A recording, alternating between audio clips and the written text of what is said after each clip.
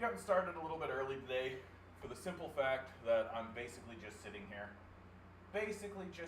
Today. I hope you guys are doing well out there in TikTok land. I hope you guys are doing well out there in the world. Is this thing actually going? Okay, so we got somebody join in, so we're actually going. Perfect. How you doing out there, bud? Hope you're doing well. Hope everybody's doing out there well in YouTube land. Oh my goodness. Relaxing day today. Went and got me some chicken wings. Can't complain about that. Went and got some chicken wings. I've started doing more regular TikTok videos for myself, and it's going pretty well, actually. It's going pretty well. I'm actually pretty pleased. I feel like I finally found a format that I'm happy with, something that seamlessly it goes into my life. Hope you guys are all doing well out there. Something that actually works for what I'm attempting to achieve and accomplish, which is to convince people that we could live in a really nice society instead of this ridiculous society that we do live in. Wouldn't it be nice to live in a nice society? Wouldn't that be nice? Michael Bay says, leave them! Leave them! That's a legitimate point. What a legitimate point. What type of system would suit you best? So, Jim, we don't need to ask big, grand things like that. We can simply say, hey, how about we do the basic things that other countries have already done? Like, most other countries have some kind of universal healthcare system. Most other countries have some kind of universal system for paying for post-secondary, right? There's all kinds of very easy, reasonable, rational things that we could do within this system, right? I am, of course, a communist, so I believe in the communist system, but we could, like, we don't even need to go that far. Like, that's how embarrassing this society has become, right? This society has become so embarrassing that we're refusing to do even the things that have been proven to work, you know? Like, we don't need to invent anything. We don't need to create a new idea or a new thing. We literally just need to take a look at, like, literally any other country and just be like, oh, they're doing a thing that actually works. We should just do that. My brother-in-law, this is from Grinning Guys on my YouTube. Good to see you, by the way, Grinning. My brother-in-law suggested I listen to the Carlson Tate interview. Worth my time? Probably not. Like, Andrew Tate is a rapist and a sex trafficker. He is the definition of a loser. That the people who are, like, I understand why people initially, upon seeing like a couple of clips of Tate, were like, oh yeah, because there is definitely like a vacuum of good male role models that exist in the society. That's why people like Peterson took the, oh, that's why. It's because I'm being an idiot. It's because I'm being an idiot, and I'm not actually talking into the mic. What an idiot I'm being. How you doing, SVBG? Good to see you, bud. People like Peterson, people like Tate, they're filling a vacuum, right? Because we have no decent male role models that are willing to stand up and talk honestly about the male perspective and willing to honestly talk about the like what it is, because to actually discuss meaningfully what it is to be a man in this society is to make oneself vulnerable, and men are trained from the very outset to not make themselves vulnerable, to do quite the opposite, and we're trained from the outset to believe that making oneself vulnerable is a burden. You're putting a burden on somebody. So we don't do it. Anemone, good to see you. Midnight Rose, good to see you. Yeah, look, I completely understand why people listen to these people initially, but there is a breaking point. For Tate, that breaking point is he's a sex trafficker. Like, if you're still going like rah Tate, like, there's something wrong with you. I think that we're allowed to say that. I think that that should be permissible. I think that if the algorithm says that I'm wrong or whatever, or wants to ban me for saying that if you think sex trafficking is wrong, I should be able to say that there's something wrong with you, then there's something wrong with the algorithm. That we should be very, very... that honestly, at the end of the day, people like Andrew Tate sort of poison the well, right? That what Andrew Tate reveals, and people like Peterson and people like even Carlson reveal, is that there is this vacuum within the conversation, and that men are gravitating to these conversations because there are no other voices that are really willing to stand up and discuss the alienation, the loneliness, of being a man in this society, right? And that often, and a big problem, of course, is that when voices do stand up and start talking that way, they end up being white supremacists. And so it's very difficult for someone like myself, for example. Like, I wouldn't mind standing up and having a decent, regular conversation about the nature of being a man in this society. I wouldn't be against that. But I fear that people will look at me and be like, oh, another bigot, patriarchal white supremacist, when I don't think so. I think I'm not exactly that, but that's okay. Yeah. And somebody on TikTok saying, I agree with this guy, liberals are done. I think that's correct. Yeah, I have a poll, recent polling data. Might as well jump right into this. Recent polling data from the, this is from, who is this from? This is Nanos polling. Have the Conservatives a full 7-point lead ahead of the Liberals. The Conservatives are now in majority government territory. This is classic, right? This is classic, like, passing the ball back and forth. And it's true of American politics as well, but Canadian politics is very much the same, where the solution that the populace seems to come up with for fighting against this game of capitalism is to change the color of the ball. That you change the color of the ball, and that somehow will have an effect on the game that's being played. So the Conservatives the ball will become blue. The Conservatives will do a few things, and the game of capitalism will continue to be played, because the Conservatives play with the capitalists more heavily than the Liberals do. So anybody who's voting against the Liberals, because nobody's really voting for the Conservatives, everybody's voting against the Liberals. Everybody that's voting against the Liberals, well, joke's on you, because nothing's going to change, and in fact, it might actually get more rapid. The decline of Western civilization and the collapse of capitalism might just increase in rapidity. That the actions, like, the Conservatives are not going to stand up against the capitalists. They're just not going to stand up. So Fauzi, over here on TikTok, I'm going to let you know, my man, if you want to talk to me more directly, you come over to YouTube, okay? I don't really talk to people on TikTok because I don't like platforming Nazis. It happens a lot. So thanks for the try, bud. But, yep, changing the color of the ball is not going to change a thing, but it is an indictment of the Trudeau. Like, the Trudeau administration has been as weak an administration, I think, has ever been. Like, what's Trudeau's legacy? This is the big question. As he is about to leave office, right, because I'm fairly convinced that the Conservatives are about to win, right?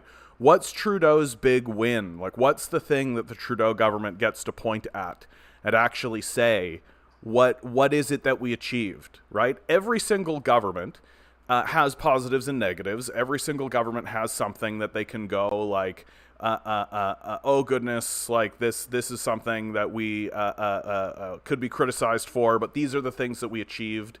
What is it that the Trudeau government actually achieved? Yeah, they legalized weed, like, right away, but, like, the populace here in Canada was more or less on board with that, and even that we can criticize pretty roundly. Right, it's not like he pardoned a bunch of people. Right, everybody who's in prison for marijuana-related crimes are still there. It's a decriminalization across the board. The system that they put in place to sell marijuana wasn't exactly the greatest. Yeah, paper straws. Yeah, like, and like, the Harper administration, for example, like, this is something that I will point out about the Harper administration. Like, I am not a conservative. I don't consider myself a conservative. But the Harper administration, for God's sakes, put in the child care benefit, right? The child care benefit was put in place by the Harper administration. It's a basic income for children. It's widely responsible for ensuring that huge segments of our children in Canada do not fall into poverty. Right? And that was put in place by a conservative government, by the Harper Conservatives. So for all the criticisms that you want to lay at the feet of Stephen Harper, and there are many, there is something that he can point at, and that should be pointed at as something that is a legacy, something that he can point at and be like, this is objectively good for the populace. Trudeau has nothing like this. Right? That, like, they're like, legalize weed. Like, so everybody basically just said, we're going to smoke this anyway. And so they finally went, okay, well, we'll stop incarcerating people for the thing that people are already doing in the first place. What electoral reform? He betrayed the populace immediately on that. What he made it through COVID. What the largest wealth transfer in the history of the nation, right, happened under because of the COVID legislation that was passed. I actually have an article here from Rolling Stone right now. The $1 trillion grift inside the greatest scam of all time. The pandemic relief was the biggest bailout in history, and it opened the door to wide-scale fraud, the likes of which no one had ever seen. More than 3 years later, we still don't know how much damage was done. Like, this is his legacy. His legacy, helping with the wars overseas, right? Trudeau did spurn Trump. Yeah, didn't shake his hand. That was a good time. Yeah, so it's like all performative, right? It's all performative stuff. That's essentially who Trudeau is just a floofy haircut that reads cue cards handed to him by the corporate state. That's essentially who Trudeau ended up being. And you just watch. Trudeau will leave office and he'll immediately go work for the fossil fuel industry. He'll immediately go sit on the on some board somewhere, right? He'll immediately go somewhere and just become part of the system, like Horgan did. For those who don't know, Horgan was a premier in British Columbia, and Horgan, when he left office, he was an NDP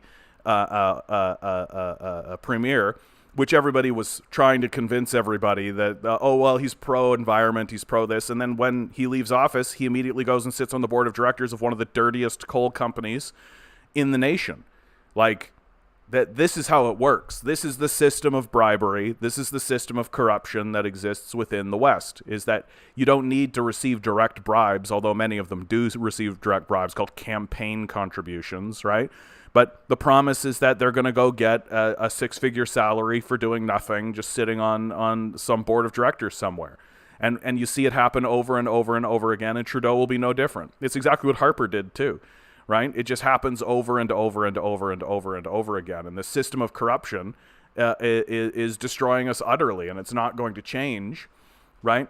We got a guy called, that guy, communism supporters are uneducated and lazy. What a joke. Just probably read a book about it. I recommend Michael Parenti's Black Shirts in Red. I mean, you can read The State and Revolution. You can go ahead and read the writings of Stalin. You can go ahead and read the writings of Lenin. You can go ahead and read. But if you want a Westerner actually talking about the subject, you can go ahead and read Michael Parenti's Black Shirts in Red if you want to become literate on the subject, so you don't say such embarrassing things in public. What do you think about the resource-based economy? I mean, I've heard of this concept, like Raviolini. Oh man, I got to read this name. First comment. Ravioli bolognese. But why am I struggling with this name? It's like literally ravioli bologna. That's what you got. Your name is ravioli bologna, and I'm like struggling with it over here. So, anyway, it doesn't matter. Doesn't matter. Look, man, one of the things that I've come to recognize as a commentator, as somebody who is regularly discussing these subjects, right, is that there is like high-flung theory that you can get into. So I could have like a big thing about the resource-based economy and all this kind of stuff, but like we really don't need to have those big discussions. That there are actually very clear things that we could obviously be doing right now that would obviously work and would obviously function. That you can look at what other countries, other Western countries, you don't need to go to China, you don't need to go to India, you don't need to go to Russia, you don't need to go to South America, you don't need to go to these places. You don't even need to go to former communist countries. You can literally look at Western countries. And there are very clear things that we could very clearly be doing. And we're just not, right? We're just not. That if you want my opinion about something like a resource-based economy, like, yeah, like money isn't real. Like we've financialized our system. We've created a system of financialization that is essentially plasticizing the system, right? We are basically allowing a worthless financial system to take control over all of the resources that exist in the society. And we see what the outcome is, right? We end up with just losers like Elon Musk challenging losers like Zuckerberg to street fights and things like this. We've become a society of losers. We believe in losers, right? Like and something like a resource-based economy would be great, but you're talking about like a type of full-scale revolution and overthrow of a financial system that I just don't think the society is ready for, right? I just don't think the West or Canada is actually ready for it. And there comes the shadow ban, as always. Amazing. John, did you see Abby Martin official trailer for her upcoming documentary on the U.S. military and climate change? No, I would love to see that. Abby Martin is a actual like genius. Like Abby Martin is a seminal director, right? Abby Martin, her Gaza Fights for Freedom is Gaza Fights for Freedom is, in my opinion, a seminal work, right? How do you get them ready, right? You just keep doing this kind of stuff, dude. It really is that simple. We got to keep doing this kind of stuff. We got to organize people. We got to get people into rooms, and we've got to discuss subjects with them, right? That's the best that we can do, because the truth of the matter is that we are collapsing into a really dark period here in the West. The rest of the world sees it coming, right? The rest of the world sees it coming, and we are and we're not ready for it at all. Like when this stuff sweeps through, right? When this stuff sweeps through, when the Canadian dollar and when the American dollar plummet in value because the rest of the world doesn't want to trade for it, we're not ready for it at all. Oh yeah, the Venus Project. Yeah, of course. Like, don't get me wrong, Ravioli. Like, I think the idea of a resource-based economy makes sense, but what we are facing right now, like, is not a I actually think we are in a cultural problem right now. Like, we are in a cultural issue, that we have created a culture that basically venerates psychopathy, that we think that psychopathy is good, and that we think that discussing solutions is a problem. Like, the three pillars of the decline of Western civilization are the worship of money, the worship of the self, and the worship of ignorance. And an idea like the Venus Project, like, it's never going to happen because the society is owned by 5 people. And if you challenge the authority of those 5 people, you get called lazy, layabout, all that kind of stuff, right? And we're controlled. We're attempting to communicate in this algorithmic system that actively bans people who discuss books that discuss solutions. So I literally will say something like I can literally see the line of my numbers plummet anytime I put forward a source, right? If I actually put forward a source and I actually say a name on TikTok, I'll get shadow banned. And then if I actually put forward a source, I'll get banned for misinformation, right? I see it happen in real time on this channel all of the time, constantly, right? Like YouTube is a little bit looser, but YouTube will still demonetize me, right? So we are living in a society that has been completely corrupted and completely co-opted by systems of power who use robots, like literal, like algorithmic robots, in order to censor and silence people who actually want to discuss even solutions. Like, forget about subjects like overthrow and revolution, right? Forget about subjects like getting rid of the power structure. Forget about any of that. Like, literally just like, hey, how do we make it so there are no homeless people? Hey, how do we make it so people have access to food and shelter? Hey, how do we make it so that the society is actually like functioning in a better way? How do we make it so that more people have more time off? How do we make it so that the society is more relaxed? How do we take the temperature down a little bit in the society? No, can't be tolerated, right? Can't be tolerated. And so to me, that's the subject we should be discussing more broadly. That ideas like the Venus Project, all that kind of stuff, sure, right? You can love that all you want. You can fight from that position all you want, but the billionaire class will never let it happen, right? Ever, under any circumstances, right? And so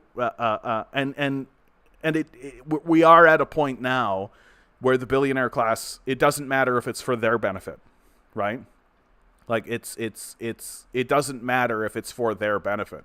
These people have become so detached and so venal that all they care about is their own personal sense of prestige and wealth. Like the Mark Zuckerberg, Elon Musk fight is like case in point to all of this. Like, it's so pathetic. It's so unbelievably overwhelmingly pathetic. That can you imagine like the leadership of China, the leadership of India, the leadership of Russia, the leadership of Saudi Arabia, South America, all looking over to America and seeing its wealthiest citizens, the people who have the most power in the society, given the structure of the society, bickering over social media platforms about like literally dick measuring contests and things like this. Like, there's a reason we're being isolated. There's a reason we're being separated from the rest of the international community, and it's because the rest of the international community is looking at us and saying, "Oh, these people are demented." Right? We've just become completely demented. And we need to come to our senses about all of this. Like, we need to come to our senses about this. Understand that the systems that we persist in are the problems. That it's not as simple as just vote out the liberals. It's not as simple as vote out the conservatives. It's not as simple as getting behind whatever little social group you want to get behind in order to fight against whatever little social group you want to do. That we are facing an extreme systemic issue, that the system itself is incapable of doing anything else other than vomiting out these repugnant pro-capitalist figures. That's what it's designed to do. That's how it does it. Ravioli says, what if we make a thing like GoFundMe, but for taking out billionaires and other people that harm the world? The same people killing for money are going to get killed for money. That's poetic justice. We here at the Canadian Commie do not espouse a message of violence. I would like that made clear, right? Thank you, TikTok algorithm. We here at the Canadian Commie do not espouse a message of violence. Thank you very much. Look, the issue with this, Ravioli, is that can you imagine if such a thing started to find pace? Like, $1 billion. Like, really think about what $1 billion actually represents and what it actually means to have $1 billion. Like, we have given more wealth to single individual people than entire countries have. And we wonder why things are going wrong, right? That if such a GoFundMe were to begin occurring, the billionaire class would come together and they would destroy it, right? They're not going to permit such a thing to exist. And that's just the reality of the situation. Like, these people have shown over and over and over again how petty they are and how small they are, and openly organizing something along those lines, like they are going to organize back, and they have the resources to be able to do so. Something like this, what SVBG has said, a general strike would fix everything. Let's see how long society lasts with no service jobs. It wouldn't fix everything, obviously, but that is more in line with what needs to happen. But even that, we're seeing, for example, right now there's the writer's strike. There's the writer's strike down in the United States. And here's a direct quote, right, from studio executives. The end game is to allow things to drag on until union members start losing their apartments and losing their houses. A studio executive told Deadline. Acknowledging the cold as ice approach, several other sources reiterated the statement. One insider called it a cruel but necessary evil. So these people are psychopaths, right? Like, these people are psychopaths. This is the tried and true Thatcher strategy, right? Just starve them out. Starve them out. That we are actually, like, if we want to have more serious conversations about this, we are actually getting into a point where it's going to have to go beyond a general strike. We are going to need, like, food distribution chains and food distribution networks. We are going to need long, sustained, prolonged supply chains. We are going to need support from huge organizations that are actually willing to feed people and then we're going to have professional strikers. Like, that is what it's going to come to, because the entire society is collapsing. We here in Canada, we're literally looking at 1 in 4 people unable to pay their bills. And if you want to stand in front of me and pretend like that's an issue of individualism, then I think you're demented. I think you're out to lunch, right? That obviously the society is falling apart. It's unwilling to provide food and shelter for its own citizens. huge investment groups are hoarding housing, hoarding food, and then jacking prices. And the end result is obvious. Like, what happens when people are unable to pay for the necessities of life in a society? What occurs, right? And the idea that it can all be resolved by just getting better jobs, right? By just getting just get a better job, right? Just get an education, all that kind of stuff. Like, it's demented. Like, we are witnessing a society that is falling. Like, Joe Biden is the perfect example. He's the perfect icon of today's Western society. He's the perfect leader.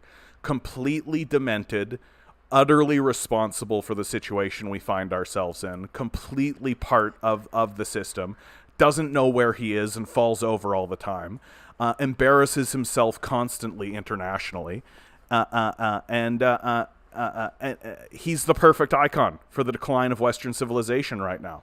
And that the people who are actually defending this system of capital at this point are not much different.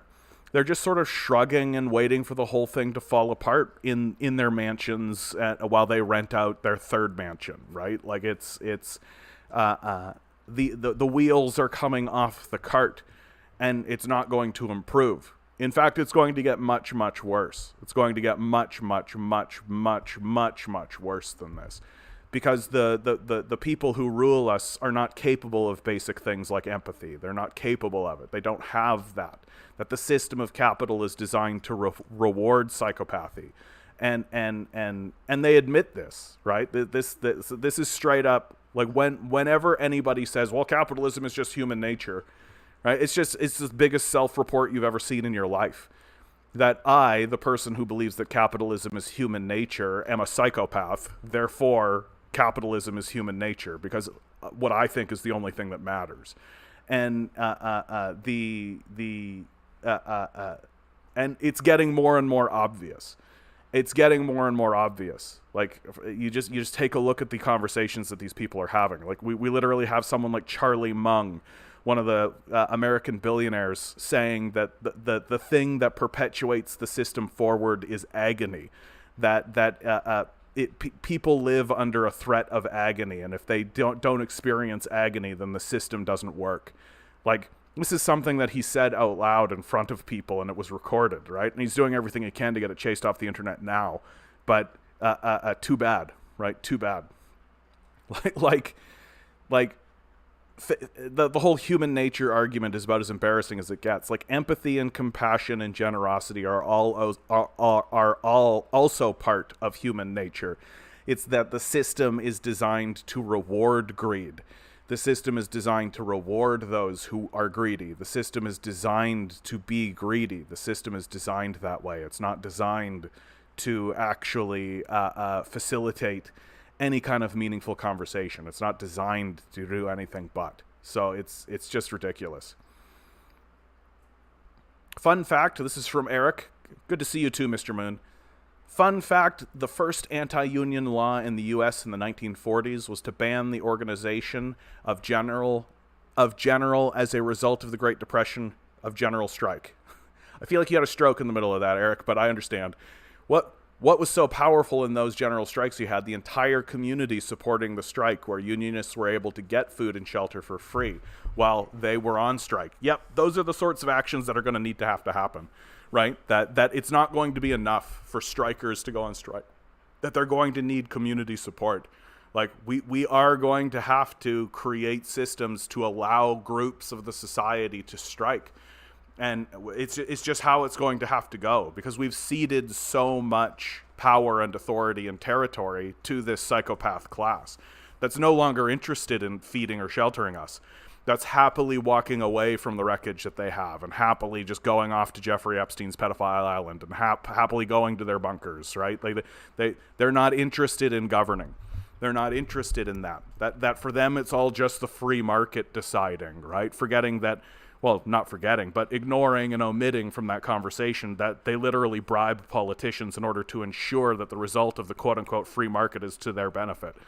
They've rigged the system entirely and call it freedom. And then they gaslight you and pretend as though it's your problem and it's your fault. Yeah, you just needed to work harder, right? The rest of us worked harder, even though all these guys were born into the billionaire class. And we have become we've internalized this so much. We've internalized this so much that anybody that stands up and says, hey, maybe we should improve society somewhat, you can just discard as a lazy layabout. Oh, you're just mad because you failed and all this kind of stuff. Meanwhile, literally 25% of the society fits that bill. And if you're willing to discard like 1 in 4 people from your society on those lines, then the problem is you, sweetie. Like, the problem is you. Like, there's something wrong in your mind. If you're literally going to look at 25% of your society and say, yeah, the reason why they're failing to pay their bills is because they're lazy. Like, get right out of here with this. Like, I don't need to respect that idea. It's so childish in its inception from the very beginning. And the people who say it are steadily just becoming revealed more and more as just demented old men who have lost the attachment to reality. Like, for God's sakes, we've got Jordan Peterson recently coming out on a tweet. I don't have the tweet in front of me, but he comes out on a tweet and says, there's no there's no socialist intellectuals. They don't exist. Meanwhile, like, literally Albert Einstein wrote Why Socialism, right? You've got the entire works of like socialist leaders that have written lots of works on the idea of socialism, right? You even have modern writers, people like Chris Hedges, people like Noam Chomsky. So this is just like the most embarrassing thing that a person can say in public, and yet he's still considered to have to be an intellectual himself. People still take him seriously. It's very strange because we've sort of because, again, I remind everyone, the third pillar of the decline of Western civilization is the worship of ignorance. As long as someone is affirming your ignorance, then they're great, right? And that's how we are. That's how we are. Yeah, anyone who thinks capitalism is natural has no understanding of anthropology. Yeah, like, if you take 10 people and throw them on an island, do you think they arrange themselves on capitalist principles or communist principles? What do you think is going to happen? You think if one person stood up and said, I own this island and you all do the work for me while I sit over here and do nothing, how long do you think that's going to fly, right? It's just not. It's just not. No, what everyone's going to do is they're going to have a discussion about what their skill set is and what they can bring to the table, and then they're going to put that forward. And if people need a little bit of extra care, they're going to get that little bit of extra care, because that's a rational way to organize an economy. Right? That the system of capital is erected through extreme acts of violence and slavery, right? If you read the works of Howard Zinn, right, The People's History of America, right, which I'm going through right now, you can see that very clearly, right? Ravioli says, personally, I don't want to rely on violence to fight against the system and the ones literally destroying the world, but what choice have they left us? How can this be solved? So it's very important to remember that if we begin using violence against them, we are speaking their language, and they are experts at it. They are masters in using violence as a communicative tool. That the way we move forward is through non-participation. It's through withdrawing our labor. It's through refusal, and it's through refusing to participate. The non-participation is the way forward, because they don't know what to do about it. They don't know what to do about it. Command Genius, good to see you, bud. That they don't actually have a response to it. If people are willing to give up on what's called the American dream, if people are willing to give up on the house and the cars and all of the luxuries and all of the promise of capital, if people are willing to give up on it, like, the most dangerous person to a capitalist is a person who is content. That if you look around and you have a small place to live and you're getting enough food and you don't really care about the commodities and the luxuries and all that kind of stuff, and you're just content with what you have, right? And you don't buy into all of the ridiculous lies and gaslights of capital, and you just you're not constantly looking for something to fill that emptiness inside of you, and you're just happy, right? And you're just content. Well, that's the most dangerous person in the system of capital, is a person who is content. And a society that is completely content can't be sold anything. You can't convince a society that is content to go work for you, because they already have everything they need and everything they want, right? So you have to use violence against them, which is historically what capitalists have always done. C.R. Strifey, good to see you, bud. I think social conservatism and progressivism are both equal distractors from the attack on the middle class. Yeah, I mean, they are both doing the work to obfuscate the conversation of class warfare. That instead of focusing on the reality that there are owners and there are owned, right? That every conversation has to be put through a funnel of gender or a funnel of race. There needs to be some other conversation and some other wedge issue in order to whip up the populace, right? And you can never actually have the discussion of class. That's why Martin Luther King was permitted to do what he was doing as long as he kept the conversation along race. The moment he started talking about economics, that's when they killed him, right? That's when they killed Martin Luther King, is the moment he started talking about economics. And because they understand, the powerful understand, like they're happy if you have a conversation about like the trans rights issue that's going on right now. They're happy about it. They're happy about to talk about, is it okay to be gay? They're happy about like, oh, well, we should have diversity. They're happy. Everybody's happy to talk about that in the power structure. The minute you start talking about the basics of economics, the minute you start bringing basic Marxism into the conversation, you've got to be removed from the conversation, and that's exactly what's happened. Take a look at someone like Fred Hampton. Take a look at Malcolm X. This is the history of the left in America. Like, the McCarthy movement didn't happen because they were afraid of gay people. It happened because they were afraid of communists. And like the Vietnam War doesn't happen because they're trying to prevent diversity issues. It happens because they're afraid of communists. For God's sakes, you've got Donald Trump now saying we're gonna forbid communists from coming in. Like, we are witnessing a rise of fairly overt fascism in the society, and what are we gonna do about it, right? And the only thing that we can do, because if we use violence, then they're just gonna trump us on that.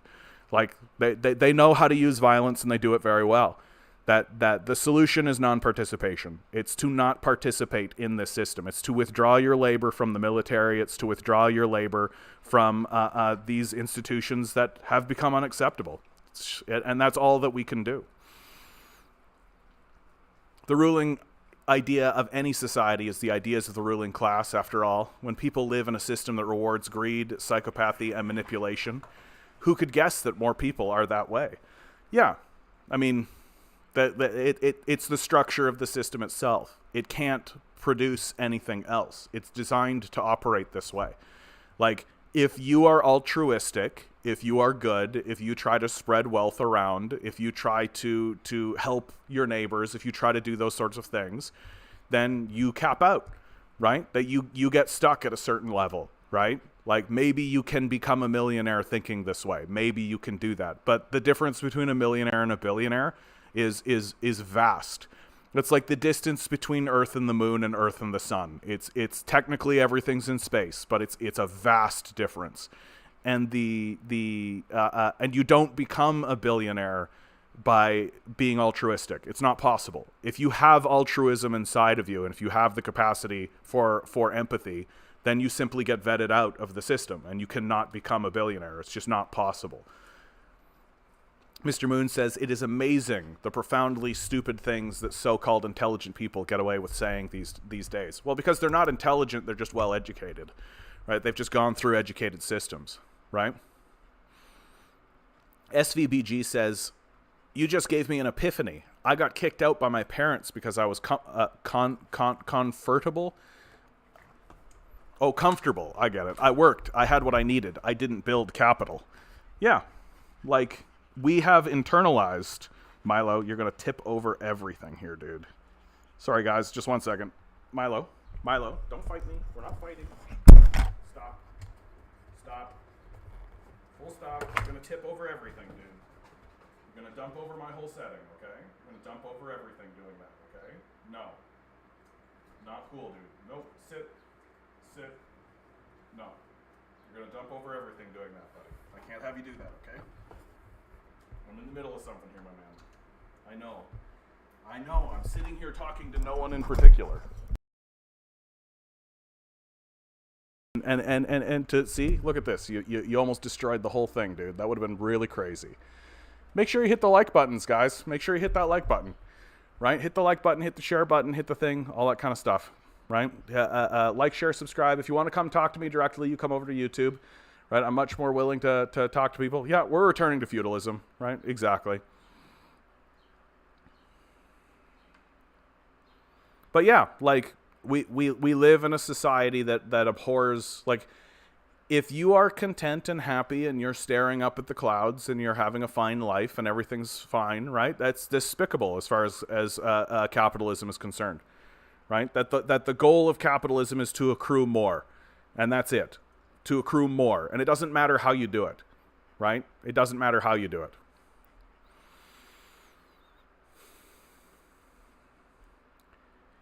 Command Genius says, by the way, the whole diversity is accepted thing you're saying is Nazi rhetoric. Can you maybe expound on that a little bit more, Command Genius? Because I don't know that I understand what you're saying. Eric says, I had a conservative try to argue that the U.S. has free speech because they can critique the government, unlike China, while ignoring my previous comment where I mentioned MLK. Yeah. And what are you talking about? You can critique the government. Like, the McCarthy movement was real. The CIA is a real organization that exists in order to maintain the McCarthy movement, right? That it exists in order to destroy communism. That McCarthyism and the blacklisting, like, completely routed people based entirely on their political perspectives. Like, the idea that America has free speech is a total joke. That the only people who actually believe America has free speech are fascists. Right, and it's interesting how in America free speech means being able to say the N-word. That's really what it's about now. It's not about being able to voice dissenting political opinion. Because if you stand up and you actually say something like, "Hey, food and shelter should be freely available to the public. We are owned and dominated by a corporate power structure." Right? If you gain any power, if you start to gain any prestige, you'll be silenced completely. You'll be chased off of these platforms. You'll be shadow banned. You'll be blacklisted. And if you actually gained any prominence, like if you were able to go places and have thousands of people show up, right, you would be removed, right? And we know exactly how they would do it. Tinker, good to see you, bud. Not one official party in Canada or US is arguing for nationalizing fossil fuels in order to lower gas prices, but also phase it out for climate. Yeah. No, it's embarrassing, right? Like, we're an embarrassing people. Like, it's the idea that we are not gathering en masse regularly at the halls of power and surrounding the halls of power based on these principles is a massive cultural issue, and one that I think is worth discussing. Like, why is it that we are utterly betraying our children this way? Why is it that we are utterly betraying our children this way? Like, I have a niece and a nephew, right? And without a doubt, black and white, completely and utterly, we are completely betraying them. That I have friends with children. We are betraying those children. And there's no other way to discuss it, right? Like that we are not allowed to stand here the way that the boomers stand here and go like, oh, well, you know, that's just how things go. And like, no, we have full awareness of what is coming.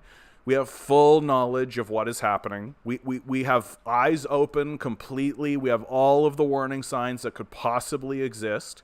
All of the voices that have studied it, and anybody who is credible is telling us explicitly and straightforwardly what is going to happen, and we're still going to work, and we're still participating in this. Like, it is a betrayal, and to discuss it along any other terms, like if you're under the age of 25, you have no reason to participate in this, and the only thing that you should be doing. Right, the only thing that you should be doing is attempting to organize rebellion. That's the only rational thing to be doing at this point. And it's the thing that I think is worth discussing is why isn't it happening? Why isn't it happening? What is it? What is wrong with Westerners? What is wrong with Westerners that we are so incapable of seeing what's going on and understanding what must be done? Like we have been abandoned. Dave Bossman, or Dave Boss, rather. I don't know if I've ever seen you here before. Good to see you, bud. It's already happening about people stop participating in the job market. The numbers are very high, especially for men. Yeah, it started to affect the society. That's why you see articles talking about it. Yeah, but those articles still individualize the problem, right? It still treats it like it's an individual problem, individualizing their individual. Those people just are lazy, or they just haven't found good job, like or the job prospects, yabba yabba, so on and so forth, right? That it's all about those individuals and how those individuals just need to individualize their individualism. It has nothing to do with systemic issues that are obvious, right? It's obviously the case that a big reason why people are beginning to quit their jobs and a big reason why people are leaving is because the society has become worthless. Like, you can't even get a house. Like, I'm literally reading articles. I read an article today. I did a TikTok about it. That says outright that if you work a full-time job, you still are not financially secure. Like, this is a failed society. That's a failure from any perspective you want to put on it. And to pretend otherwise is just utter gaslighting. It's just to side with a system that is overtly betraying you. Sorry guys, 1 second. Mila's in a crisis. Milo, you're being very, very particular today, dude. I know you're faking. How do I know? Because I came over and you stopped. Are you good? Are you good? Good boy, buddy. Good boy, buddy. Milo. What a character. What a character you're being, my man. My dog's just being a total character. And and again, I point out all the time, like, we could resolve these issues, right? Like, the issue is not that we don't have enough jobs. That's not the issue, right? Although the political class will always make it that way because jobs is the only solution that they're allowed to give you, right? The solution is to enslave people harder, right? Like, the Adam Smith comes in, Andrew Smith rather. This is why I still like this guy. Yeah, we live in a failed economy and a failed state. Yep. Like, that's just obliquely the truth. Like, I think if anybody is telling you anything other than this, they are either completely detached from reality or overtly, purposefully gaslighting you. And like, they're not acting from a rational place. That all they understand is, well, I'm doing well. I have serfs, right? I have servants, so I'm doing great, right? It's not that much different than a landlord talking about how worthwhile they are and how much they contribute to the society by being a landlord, right? Milo, my man. Milo, my man. My man. You've had peanut butter, dude. You've had treats. You've had all the stuff, right? I'm not just sitting here talking to myself, although I know you think I am. Actually, you think I'm talking to you, right? And you're taking my energy and it's going into your energy, and then it's coming back into my energy, and then it's going back into your energy. And then there's so much energy. It's losing his little puggy mind. Yeah, some kind of programming here has worked. We should be France right now, but we're not. Like, I think that the major difference, right? The major difference is that France didn't have the same kind of blacklisting. That the blacklisting worked, right? Like, it was successful. That it turns out that if you destroy voices on the left so thoroughly and systemically, you're basically just left with pathetic liberals and dangerous fascists, right? That's basically what you're left with. And we all know how that goes, right? That liberals inevitably bend the knee to fascists. Like, that's the relationship that exists between the two of them. And both of them work in favor of the system of capital. And so you have no countervailing force at all. And that doesn't really exist in France. And that France didn't have the same kind of blacklisting, that they still have a belief that people should be taken care of. They still have a belief in egalitarian systems, right, which we no longer hold.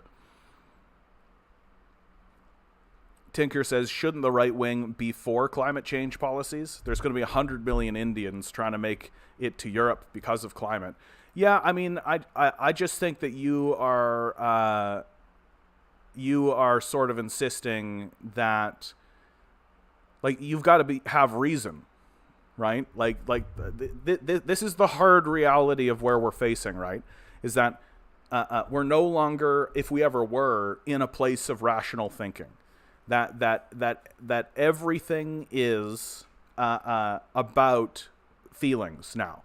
everything is about emotions. This is an extremely emotional conversation that we are having, and we are not really that capable of having that emotional conversation as a people, right? That we in fact make fun of emotions.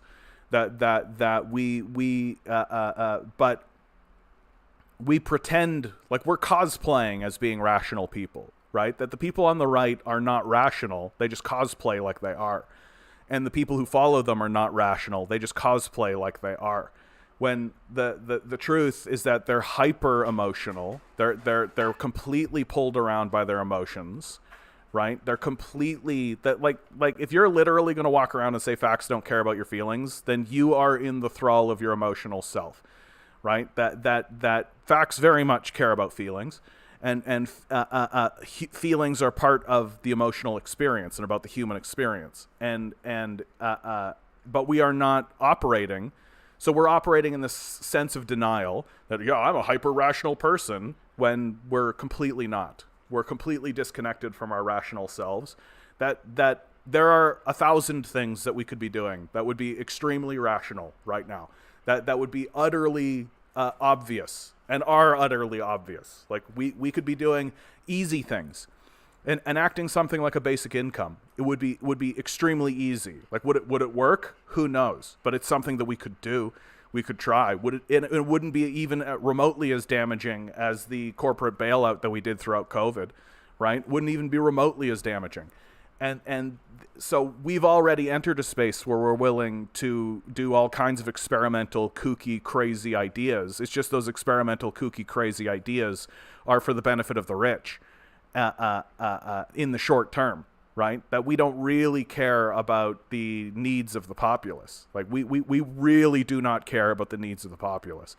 And we've been so well trained to just knee-jerk react and pretend as though everything's an individual issue because of the worship of individualism, that if somebody comes along and says, hey, here's a systemic solution, they get attacked on individual lines, because we can't have conversations about individualism because that would require reason, which we're not capable of we don't have. We're not a reasonable people. We're not a rational people. Like, if we were reasonable, we wouldn't be spending so much on war.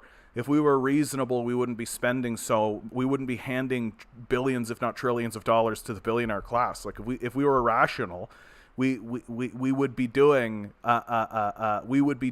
subsidies. We would create ration cards. We would move our economy into a war economy in order to fight climate change. We would be erecting factories in order to like mass produce solar panels and wind farms. We would be doing all sorts of things, but we're not doing any of that because we're not a rational people. We're completely ruled by our emotions, and we pretend like we're not. And then we listen to people who cosplay like intellectuals, like Peterson. Eric says, I was listening to JJ McCullough, a Canadian YouTuber, where he argued that the Americans, both right and left, are complaining so hard in critique of Gen Z of being too whiny for stating capitalism hell. Yeah. I mean, that's pretty classic stuff. Like the boomer generation is going out with a bang, right? Hence the name boomer, right? That as a cohort, as individuals, you can find the individual boomer that's been individualizing their individualism, sure. But as a cohort, they're voting for people like Trump, and they're voting for people like Biden, and they've gone demented, right? That they are overtly abandoning their own children, and it's really, really obvious that that's the case. And so, of course, they're going to complain about Gen Z, who's saying that their life's work is an abomination, because it is, right? That the life work of the boomer generation is to hoard as much resources as possible and then abandon everybody around them, right? To create like a capitalist hellscape. And how dare we say so, right? And instead of actually looking at it and attempting to do anything to rectify it, and like things that would be easy too, like you think about the writer's strike. Right? I literally have quotes from these people saying that the end game is to allow things to drag on until union members start losing their apartments and losing their houses. This is for 1% of the profits. That's what the writers are striking for. They're striking for a 1% increase. It means that organizations like Marvel and Disney and like the Star Wars franchise and all of this has to pay 1% to the writers, right? To the people actually responsible for producing the art in the first place. Right, and for this 1% increase, they're threatening homelessness on these people.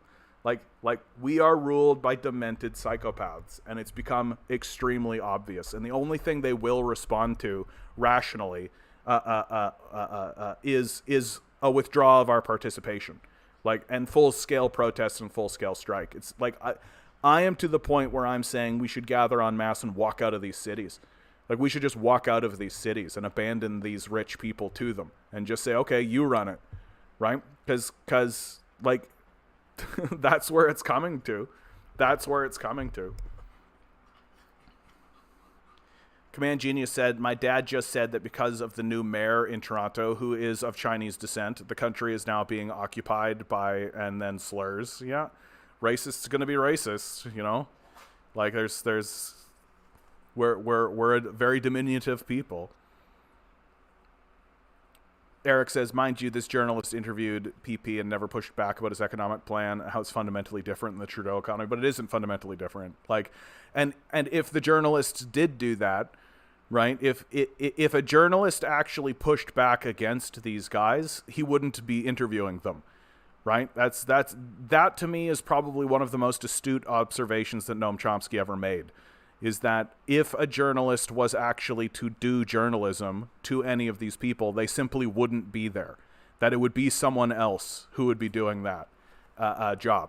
And there is an enormous system to vet out people, to ensure that people cannot be part of this, to ensure that critical minds and independent thinkers are simply not allowed into the system. That the people who ascend, the competency that they're supposed to have on their ascension through the hierarchy is essentially the competency of obedience. That the only thing you actually have to say in order to ascend this hierarchy is yes, sir. That's all you have to say.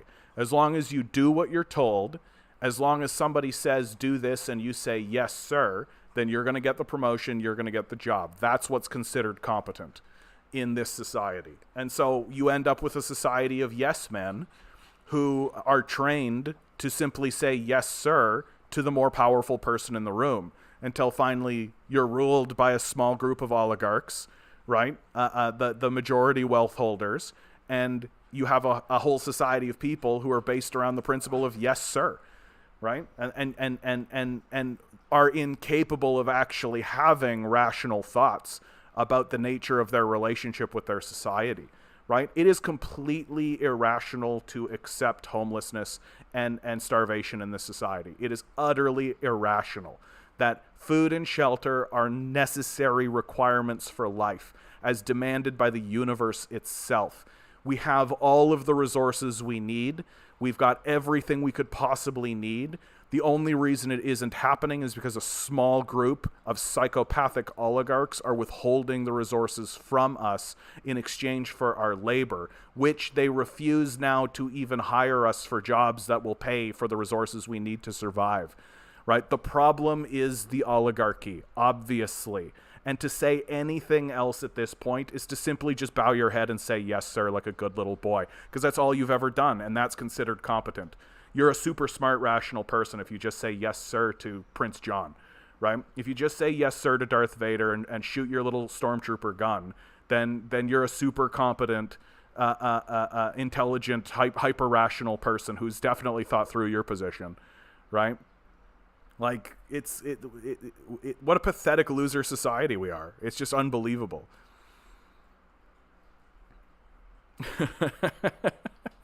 Content. I don't know where this comment's coming from, bud, but I actually feel it. Like, for some reason I feel this. Content just goes, my God, slap bracelets were just strips of measuring tape. I gotta sit down. Yeah, there's your capitalist innovation right there, Content. Somebody took a strip of measuring tape and was just like, hey, I can just make this red and market it as something else. I'll make $1 million. And they did. Just like the guy that made like a pet rock, right? He put googly eyes on a rock. And initially it wasn't even googly eyes. He just sold a rock. He went out, put a rock in a box, and sold it. Pet rock. And people were like, that's great. That's great. Jonas G says, you are kind of talking like Andrew Tate does when he says escape the matrix. So Jonas, here's what the far right has done, right? And libertarians do this too.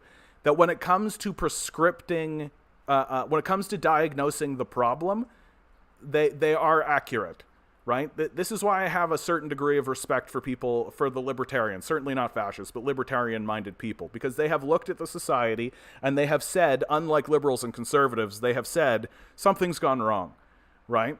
And if you have a brain in your head, so i.e. like the vast minority of the populace, you understand that something's gone wrong.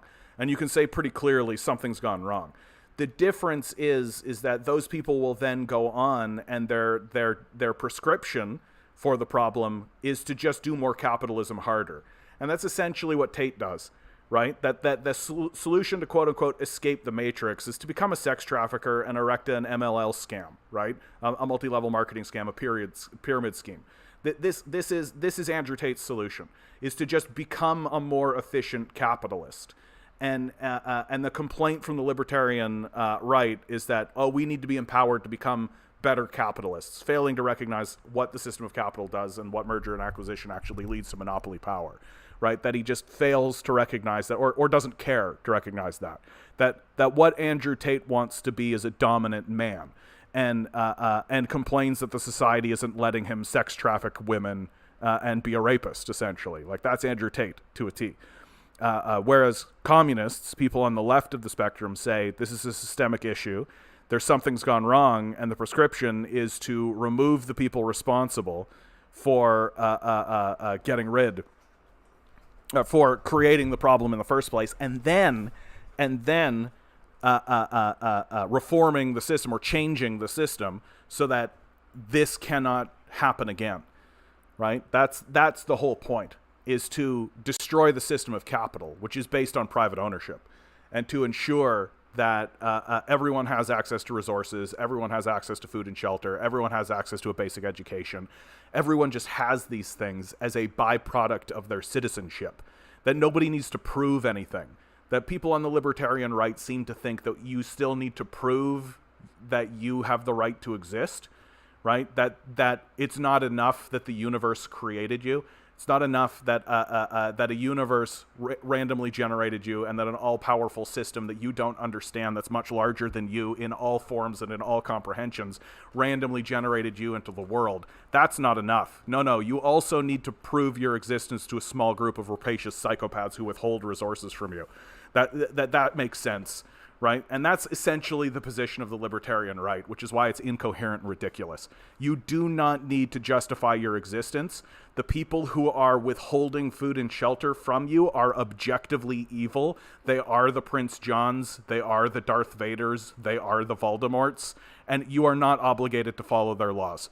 That you deserve food and shelter, because the universe has said, hey, you need food and shelter, and any society that refuses to provide those things for you is no society whose laws you have to follow. Midnight Rose says, only now with the rise of Gen Z and the large shift to the left overall do they feel the need to make the full transition to 1940s style fascism. Yeah, it's because they're out of ideas, right? That's the thing. Is that their ideas are things like extract wealth from the global south, right? That their ideas are things like slavery, right? Like these are their ideas, and those ideas are running out of steam, and so they've run out of ideas, and they don't know what to do, right? They don't know what to do, and of course there are solutions, but those solutions require things like compassion and empathy, things they simply don't have. Yeah, tape a banana to a wall, right? $1 million. Yeah, certainly not a tax evasion scam.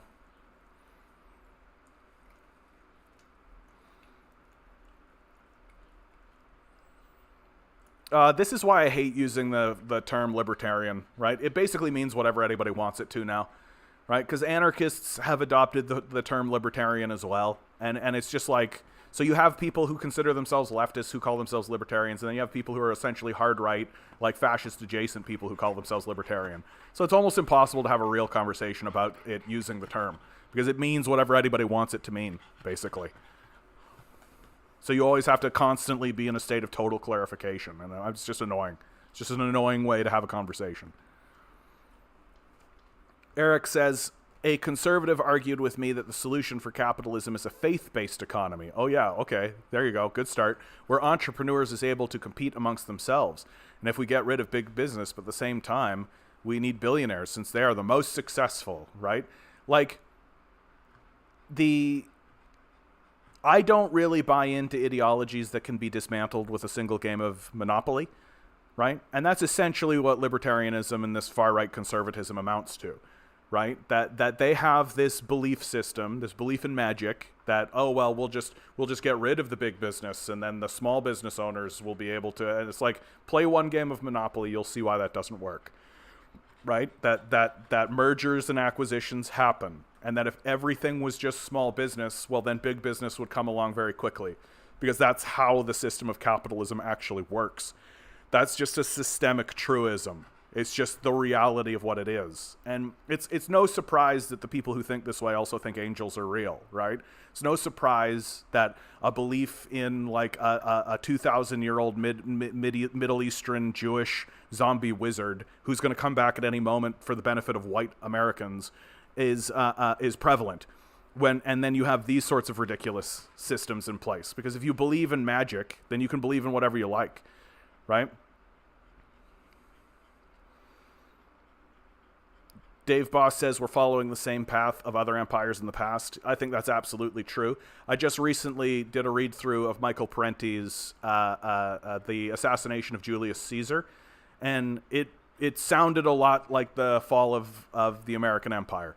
That he was describing the fall of the Roman Empire, and I'm like, this sounds pretty similar. And Jonas says, so let's go through this here, because this is really great. Eric says, I had a libertarian telling me that he is not a conservative, and then within the same breath wants me to watch the fascist documentary of Matt Walsh. And then Jonas responds with, I think it's dangerous to throw around words like fascist so carelessly, Eric. Anyone who's studied history or real fascism understands it's not a term you can slap on someone. So we're going to go to Matt Walsh's Twitter, right? Matt Walsh Twitter. So here's Matt Walsh's Twitter. Okay, Jonas? Theocratic fascist. So Matt Walsh calls himself a fascist. So please understand, around here, at the Canadian Commie, the reason why we call Matt Walsh a fascist is because he calls himself a fascist. And that the things that fascists produce, we can safely say are fascist, because a fascist produced it. Right? So I understand why there's this impulse that exists within the culture to say, oh, you just call everything you don't like fascism or Nazism or all this. But certainly you must concede. Certainly there must be a certain level of room to be able to call people who call themselves fascists, right? We haven't gotten to that point yet, where we're simply not allowed to refer to a thing that when they refer to themselves as that thing, right? So, doesn't Matt Walsh claim the theocratic fascist thing is ironic? I mean, it's not in quotations, right? I bet he says that and it gives him a little jolt of glee, right? Because you got to understand that fascists like Matt Walsh, when they talk, right, they only speak for two reasons. Fascists only speak for two reasons, right? They're not trying to persuade anybody of their position, right? They speak to recruit and they speak to terrorize. Those are the two reasons why fascists speak. That and you can read the works of Mussolini to see him say that outright. Like this whole argument that comes out of people like Joe Rogan that says good speech beats bad speech. Well, fascists don't think that way, which is why platforming fascists is a bad idea. I know, buddy. I know.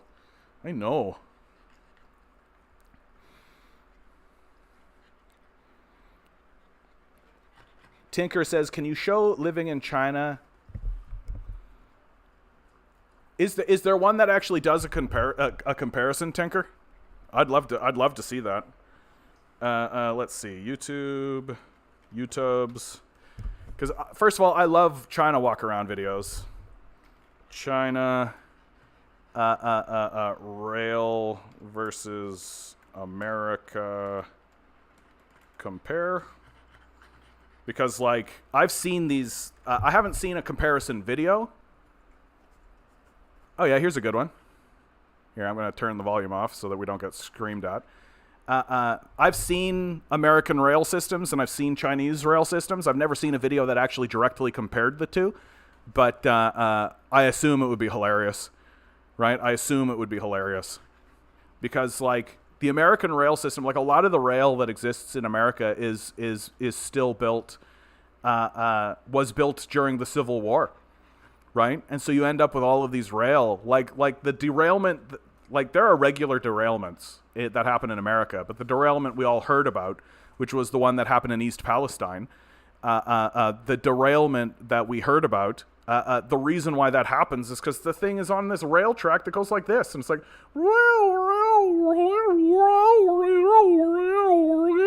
so it's like, yeah, no wonder the thing derailed, right? Yeah. We don't need to really go too much deeper into Matt Walsh. Like, Matt Walsh is a fascist. He argues in bad faith. He's a coward, like an obvious coward, right? Very obviously a coward. Like the fact that he's naming his documentary "What is a Woman" instead of "What is a Man" shows you that he wants to basically just be like a bigot in the conversation, and he doesn't actually want to have a serious conversation about it, right? Because if he was saying "What is a man," then he would actually be arguing from a position of some authority, right? Because he is a man, and he considers himself a man. But he's got to ask this question, what is a woman, so that he's doubly ignorant. So he's just as ignorant about women as he is about... And, like, some of the comments that he's made about women show you pretty clearly that he wants women to be subordinate, right? Have I watched the documentary? I've seen enough. Right, I've seen enough to know that he's essentially arguing in bad faith. He's cosplaying as intellectual, right? He's not actually interested in understanding the subject or knowing anything about it. And the people that he's choosing to put into the documentary are the people who make their case the worst, right? Like, he's not actually... if he sat down with somebody who made him look like the fool that he actually is, he just wouldn't put it in the documentary because he's completely dishonest and completely disingenuous. Like, the guy's a Christian fascist, like, pretty black and white. Like, he thinks that minority groups are inferior. He thinks women are inferior. Like, pretty obviously this is the case. No, but this is the thing, Jonas. He sounds like he makes good points. Right? But he only sounds like he makes good points to people who don't know what he's talking about. So, like, what would be one of the points? Like, bring it forward. Like, if you think Matt Walsh made a good point, you bring it forward right now. Because I'm here to tell you the man is a fool. An overt and obvious fool who will only put forward evidence to make him not look like a fool. Right? That if he were to sit down in an interview with somebody for that documentary and they made him look like the fool that he was, he simply wouldn't show it to you, right? It would never make the cut because his goal is to terrorize and recruit. That's all. That's the only reason he does what he does, is to terrorize the people that he wants to terrorize and to recruit the type of people who will help him in terrorizing. That's his goal. And how do I know that's his goal? Because he's a fascist. Jonah says an idiot can say the sky is blue. It doesn't make them less right. I think the case is the same for man. Okay, but like what? But like what? Like what's a point that you're talking about? Because, like, I know several trans people. Like, I work with trans people, right? Like, I have regular conversations with trans people. I know a lot about trans people because of those conversations I've been having. And when I take a look at what's going on in the United States because of people like Matt Walsh, I can tell you that if that started happening around me, I would be doing things to protect my friends and my coworkers. Like, what is happening is unacceptable, and Matt Walsh is widely responsible for it.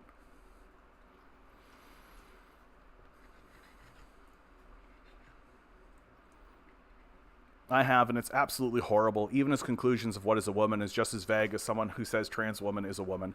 His definition is adult human female, which is the textbook definition of a woman. But again, like, Why is Matt Walsh asking what is a woman? Why is he not asking what is a man? Right? Because this is what's so difficult about this.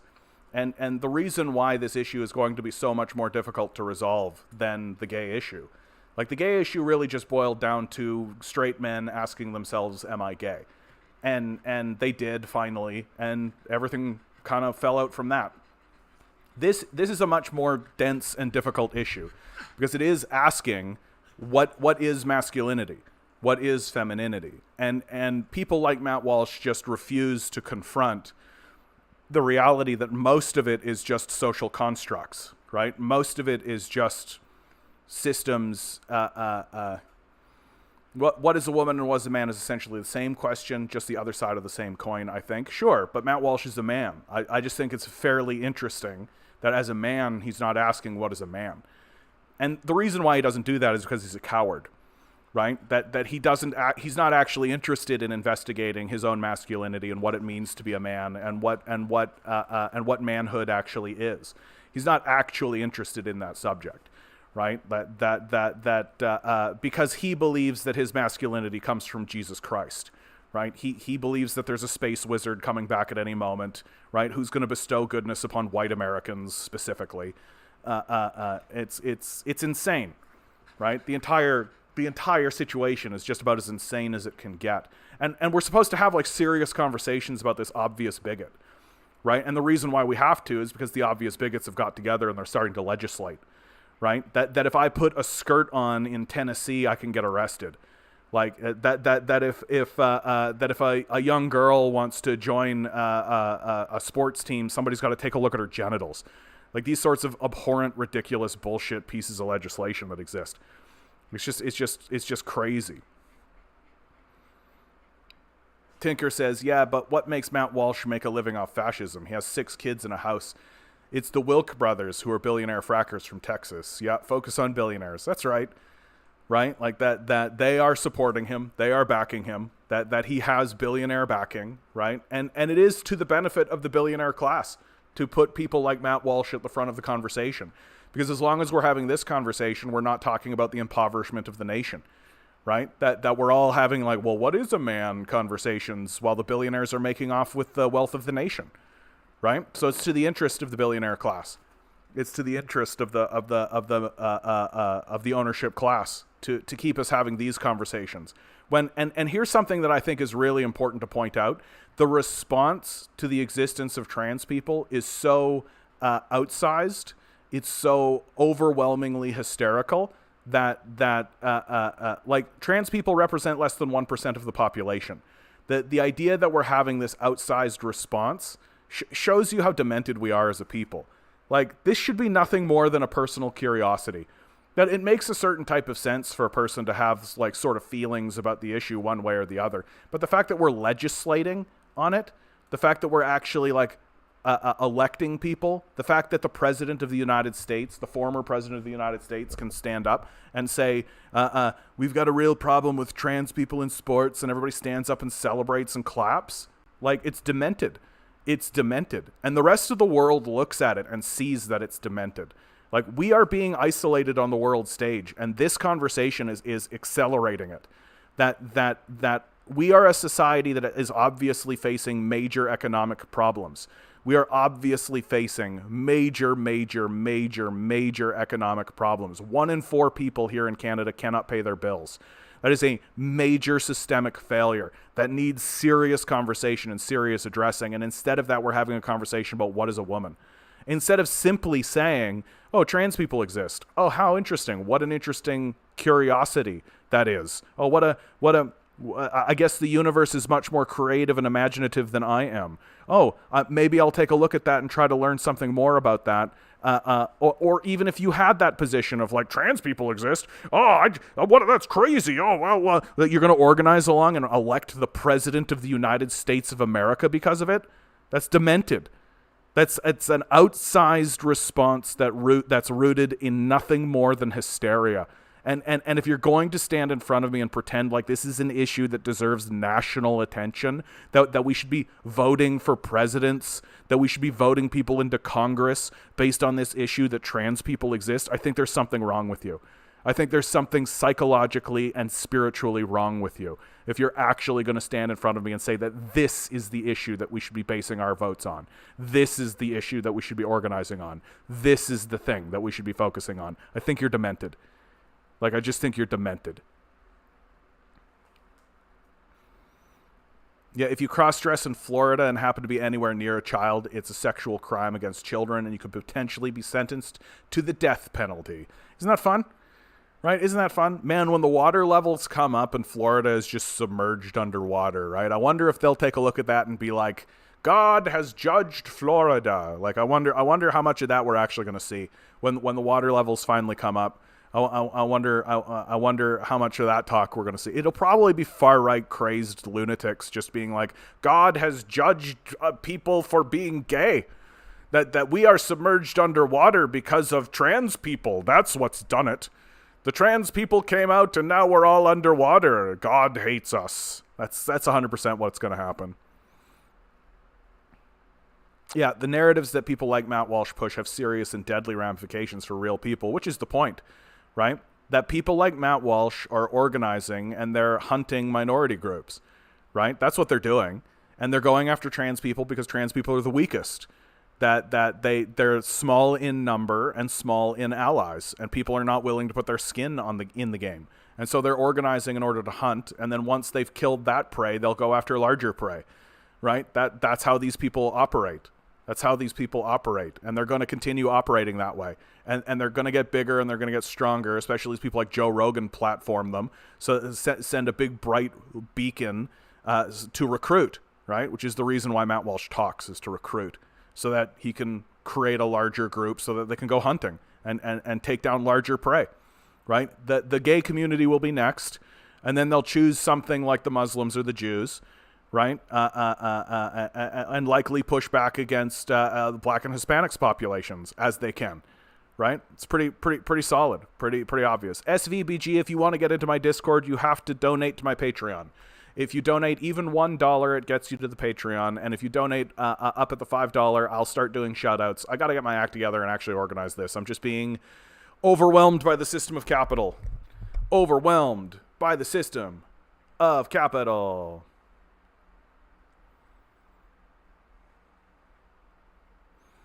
Jesse Gender made a 6-hour response to Matt Walsh and demonstrates the lies that is poured through.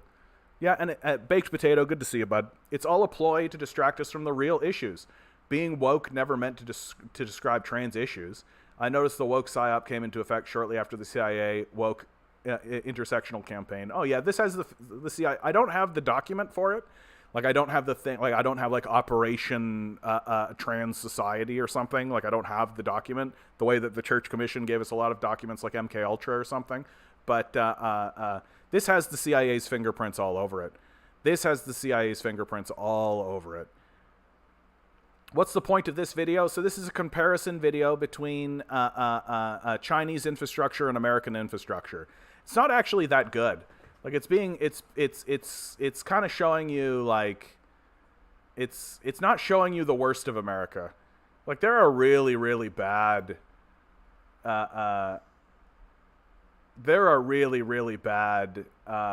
railways. I want to find one of the real American rail. Like, I really want to find some of the really bad American rail that exists, because it's comically bad. American rail bad examples. Like, they got to exist all over,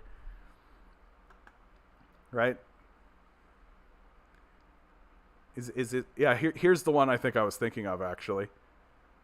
Yeah, this is the one I was thinking of. Look at this. Look at this. This exists. They send freight trains over this, right? They send freight trains over this. Yeah. SUBG says I have zero money. Yeah, I know, dude. I know. That's how it is. Just keep showing up. Do your best. John, what are my thoughts on alt-right femboys? I mean, I feel like that is a psyop from start to finish. It's a psyop from start to finish. Like, I can't imagine being a femboy and then also being alt-right. Like, you are literally in a group that actively wants to antagonize you. right? Like the idea that there's like alt-right femboys, I'm just like, seems like a psyop to me. Jonas says, I also don't think we should shut down the conversation about transgenderism. They are a group with clearly severe issues. They need attention and help, whether we want to accept it or not. Yeah, I think that's true. They deserve our support. We need to be there. We need to be allies, right? But at the same time, we should be pointing out the absurdity of it all, right? The absolute absurdity of it all. Jonas says there are also terrible slums and railroads in China. Source required, Jonas. If that's true, let's see it. Up to you. That's your claim. Where's the source? Because 99.9% of the time, whenever anybody comes in here and makes a claim like that, I ask for a source, and then I end up seeing a place that's like in development, right? That they'll show me a place and it'll be like, oh, like, yeah, the place is being constructed, and like before there was nothing here. Like this used to be a slum and now they're developing it, right? And that's 99% of what happens here. Whereas anytime I go and watch American videos, it's literally just like this decaying infrastructure that's been completely abandoned. So the narrative seems sharply different. So source required, but I'm not just going to believe that at face value. Midnight Rose says, I've been considering going and standing outside drag show readings at libraries, or at least offering to, and help protect from far-right protesters. This is kind of what I'm talking about. Like, can you imagine having the time or the energy or the desire to go to a drag show reading in order to protest it? Like, what a huge loser. Like, what a massive loser you are. Like, go do anything else. Like, literally anything else. That you would be better off sitting in a field staring at the sky. Like, you would be better off doing anything else. Like, sip a coffee at a Starbucks. Like go t-shirt shopping. Like go antiquing. Go, like, you're not helping anybody, right? You're not helping anybody. Yeah, go have a wank. Yeah, there you go. Right? Like, go do anything. Like, literally anything. But instead you're going to show up at a place, and if it was a person who was just sitting there doing a reading at a library, you wouldn't have a problem. But if it's a man in a dress, oh, now it's a big issue. Now it's a big man. Oh my goodness, it's a man in a dress. Oh my God. What a terrifying thing to see. If it was a woman wearing exactly the same dress, you would be fine, right? But there's something about man in dress. There's something about that is just like, oh, that just like breaks people's brains for some reason, and that's worthy of investigation all by itself. Like, what is that? Like, it's so, like, who cares at all? Oh my God, look at this. The rail is literally coming out of the ground as the train is going over it. Oh my God. No wonder these trains are derailing. Like, geez Louise, man. Geez Louise. As a single person, I don't know how much that would do. Maybe I could go find groups that would do that and join up. Like, it's just like, it's wild. Like, it's wild that our society has devolved into this. Like, who cares? Who cares at all? I just cannot imagine caring. Like, oh no. A person wearing and probably looking fabulous, by the way. Probably looking real fabulous. Reading books to children. Maybe it's the fact that they're reading books. Maybe that's the problem, right? We do live in a society that worships ignorance, right? Maybe it's the reading of books that people are really, really against. Eric says, I've come to realize to never underestimate the stupidity of people. You have tons of LGBTQ conservatives who think that their movement will support them and even going to vote along with them. Yeah, with their party. They're always shocked once they cross a red line for them. Yeah. It's like, it's a lot like that, what is the name of that comedian? Norm Macdonald, right? This Norm Macdonald joke where it's like, today a Florida man was attacked and mauled by his pet cougar. People were surprised at it. This commentator says maybe it happened because it was a cougar. I mauled the joke, but it's basically the same principle, right? Like, it's like this story of the scorpion and the frog, where the scorpion promises the frog that he won't shock him swimming the frog across the lake. And then halfway through, he stings the frog, and the frog goes, "Oh, but you promised." And the scorpion says, "Yeah, but I'm a scorpion." Like, it's the same exact story, but for conservatives. And like, I don't know why anybody, like, if you're a minority group, if like, as a straight white man, I am here to tell you, conservatives do not support you. That they only want your vote. And their support of you evaporates the moment they get power. So you're a patsy. If you're going along with them, you're a patsy. Yeah, let's go capitalism. Beautiful rails. Yeah, dude, this is terrifying, eh? Like, they're transferring, like, explosive chemicals across rails like this. Like, every time a conservative ogles a woman, they're always chicks with D's guaranteed. That's what's so funny, is that trans porn is most searched in conservative and Republican neighborhoods. That I actually think that what we're experiencing is an obsession and a fascination. I really do think that, like, there is this negative outcropping, right? There's this negative response that's happening, this backlash that's happening, but that backlash exists within the framework of obsession, and that people are obsessed, right? And that we are dealing with the obsession of a populace that's completely entranced, that many people didn't really understand that this existed, right? That I'd say most people didn't really understand that this even existed and was even a thing. And now it is become a thing, and it is becoming this sort of thing. And I think people are just sort of taken in by it, and they don't know what to think. And so there's this dealing with their own emotions of it, and dealing with their own, and then as they're investigating this whole issue and looking at trans porn and looking at all this kind of stuff, like, they're also simultaneously dealing with their own emotions, and they're dealing with imagine all the shame and the guilt that surrounds somebody who's insisting that this is evil and degenerate, and yet, you know, jerks off to this stuff, right? And they're just full of all of this, like, all of this shame and guilt about it, and so they project it outward into the world. Right? Like, that's more or less what we're seeing, is this enormous amount of projection, right? And there's just, like, a lot of straight men, or people who profess to be straight men, who are probably attracted to trans women and don't like it, right? And can't just get over the fact that, yeah, dude, it's okay. Like, you saw a person who you would describe as a man in a dress, and you thought it was cute. You thought they looked hot, and that troubled you. That troubled you deep down. Right? And instead of saying, I took a look at that there queer in that there dress, and I got to tell you, I liked it.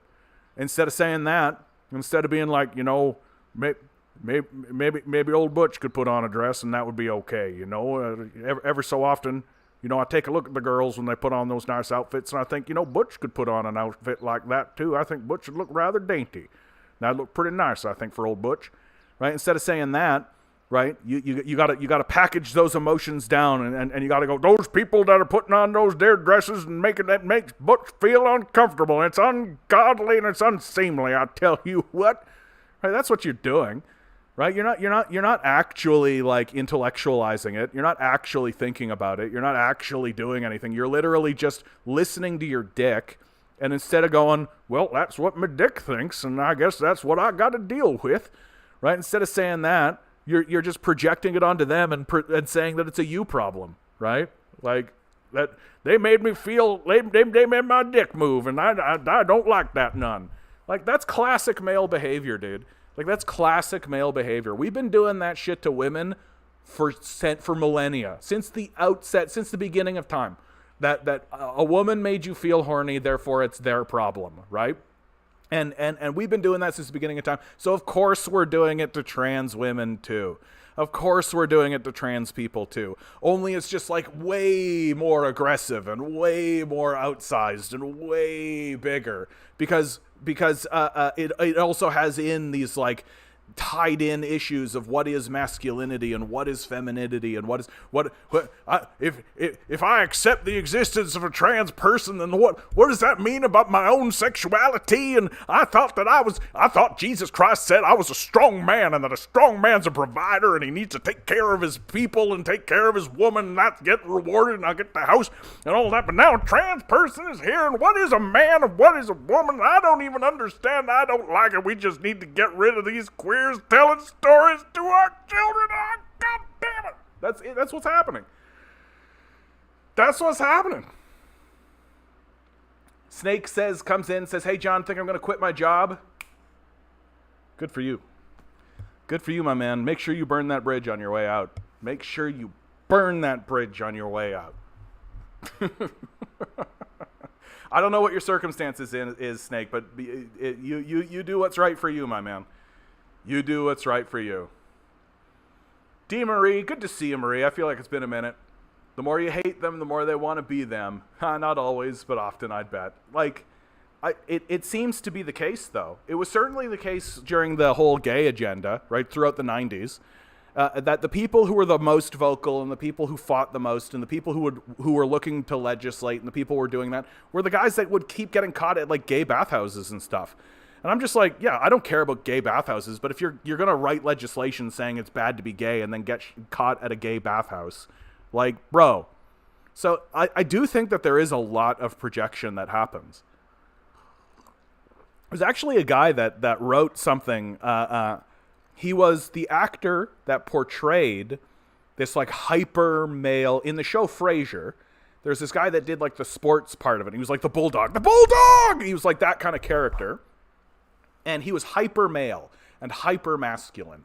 And the guy that was playing him was gay. And he came out as gay. And then people would ask him, like, but you're playing like this really straight, aggressive man. Like what how do you square this circle? And then he would talk at length about about the nature of what it is to be straight and what it is to be gay. And and he said some very sort of profound things, I think, about projection. And how that the straightest men are often the ones that are projecting straightness because they're terrified of their own homosexual or bi or whatever degree you want to put it, sexuality. That they're being aggressively straight in order to compensate for their deepest fears. And I think that there's a bit of that going on in this trans conversation as well. That you know, if it's okay to have a trans person in the society, like, where if it's okay for that there lady to have a dick, is it okay if I go over and I give her a flirt? If I have sexual relations with a trans woman, does that make me gay, or am I still I don't understand the first thing about none of that. All I know is that fella looks real nice in a dress. You know? Like, it... And I just don't think people know how to talk about it. I just don't think people know how to talk about it. Oh, yeah, night shit. Overnight work. Yeah, overnight work is tough if you're not for it, right? Jobs are for losers. Abandon the system. Yeah, I'm seeing at $16 an hour is making more money doing literally anything else. Yeah. Mark, good to see you, bud. All political parties only want power in the government of Canada, except the centrist party of Canada that will never get in. All of them lie, cheat, steal, and only look like they're helping. Absolutely. Good opportunity, guys, to say like, share, subscribe, hit the bells, hit the whistles, do all the stuff, right? If you donate to my Patreon, gets you into the Discord. If you donate at a higher level, I'm going to start doing shout-outs. Oh, yeah, this is something I wanted to talk about. This movie that came out, that everybody is like, everybody's like, man, this movie, The Sound of Freedom, it came out. It blew away everybody's expectations. So I did a little bit of research. I don't think I'm ever going to watch this movie because it looks to be the most boring, banal thing of my life, right? Sound of Freedom. It's a movie with Jim Caviezel in it, which we all know as the fellow who played Jesus Christ in the movie Passion of the Christ. So he's got a prestigious lineage of acting behind him. He plays a fellow who a former agent of Homeland Security whose job is to track down sex traffickers and pedophiles. So already a work of fiction, right? We all know that Homeland Security is not interested in tracking down pedophiles and sex trafficking rings. That's not why this organization exists. Homeland Security exists in order to extract oil from foreign nations. That's what it exists to do. Oh, well, thank you, Grinning. I appreciate that. What this movie, Comrade Milo emoji, do I need to beg? Oh my God. That's a good idea, dude. I just forget. That's the problem.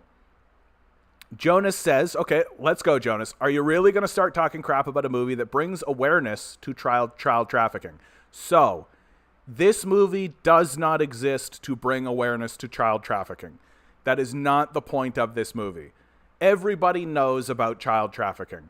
Everybody knows about it, right? Why are we telling a fictional story about characters who don't exist in an institution whose responsibility is not to track down child traffickers of any sort, but instead, while simultaneously ignoring organizations like Jeffrey Epstein? Like, why is this movie not about Jeffrey Epstein? Why are we not seeing a big multi-billion-dollar film about Jeffrey Epstein? Why are we not exposing the child sex trafficking network of the Catholic Church, right? Why instead are we focusing on this fictional narrative in order to elevate in our consciousness an objectively evil organization like Homeland Security, right? It's bringing awareness regardless of what you think its intent is. So what am I complaining about? It's obviously CIA propaganda. Like, that's pretty obvious. That instead of actually having a serious conversation about child trafficking or highlighting what's actually going on in the society, it's creating a fictional narrative that doesn't actually exist. And just because it's about the subject, like you're saying it's bringing awareness, I'm saying it's exploiting people's desire to know more, right? That it's exploiting people's desire to know more. Like, Jonas, do you not understand that the CIA is like a multi-billion-dollar organization that exists to completely obfuscate what's going on in the society? Like, do you not actually understand that like, we actually don't know how much money the CIA has, that their budget is completely obfuscated, that over and over and over and over and over and over and over and over and over and over and over and over and over and over and over again we have found their fingers in the honeypot, so to speak. Like, they're direct backers of films like Top Gun. They're involved in the Marvel movie franchises. Like if they are not involved in this, I would be absolutely floored to the ground. The entire media system that exists in America has CIA fingerprints all over it 100% of the time. To think anything else at this stage in the game is odd. It's very strange that if you're watching a movie in America, you constantly need to have in the back of your mind, what is it that the CIA is trying to convince me?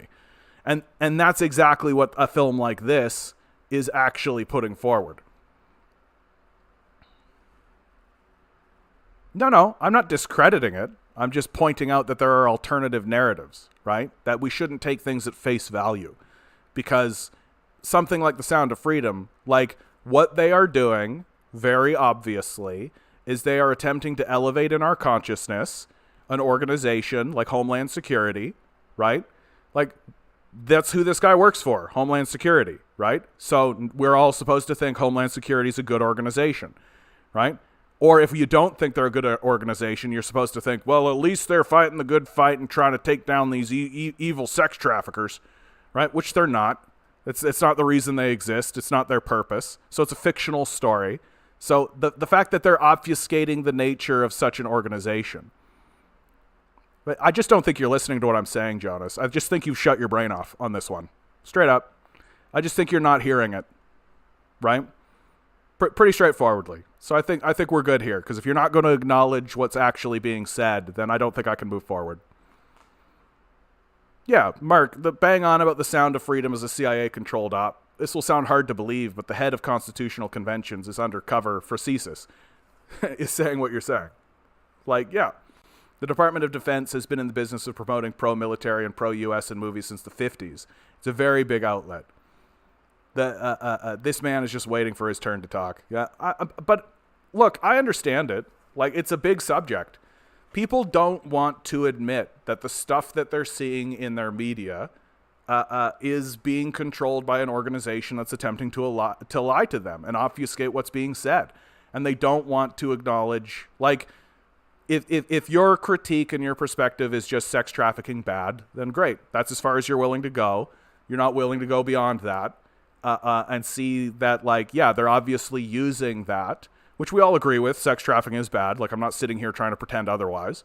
But they're using that as a way to elevate themselves into a place where they don't exist so that you'll trust them more when you shouldn't.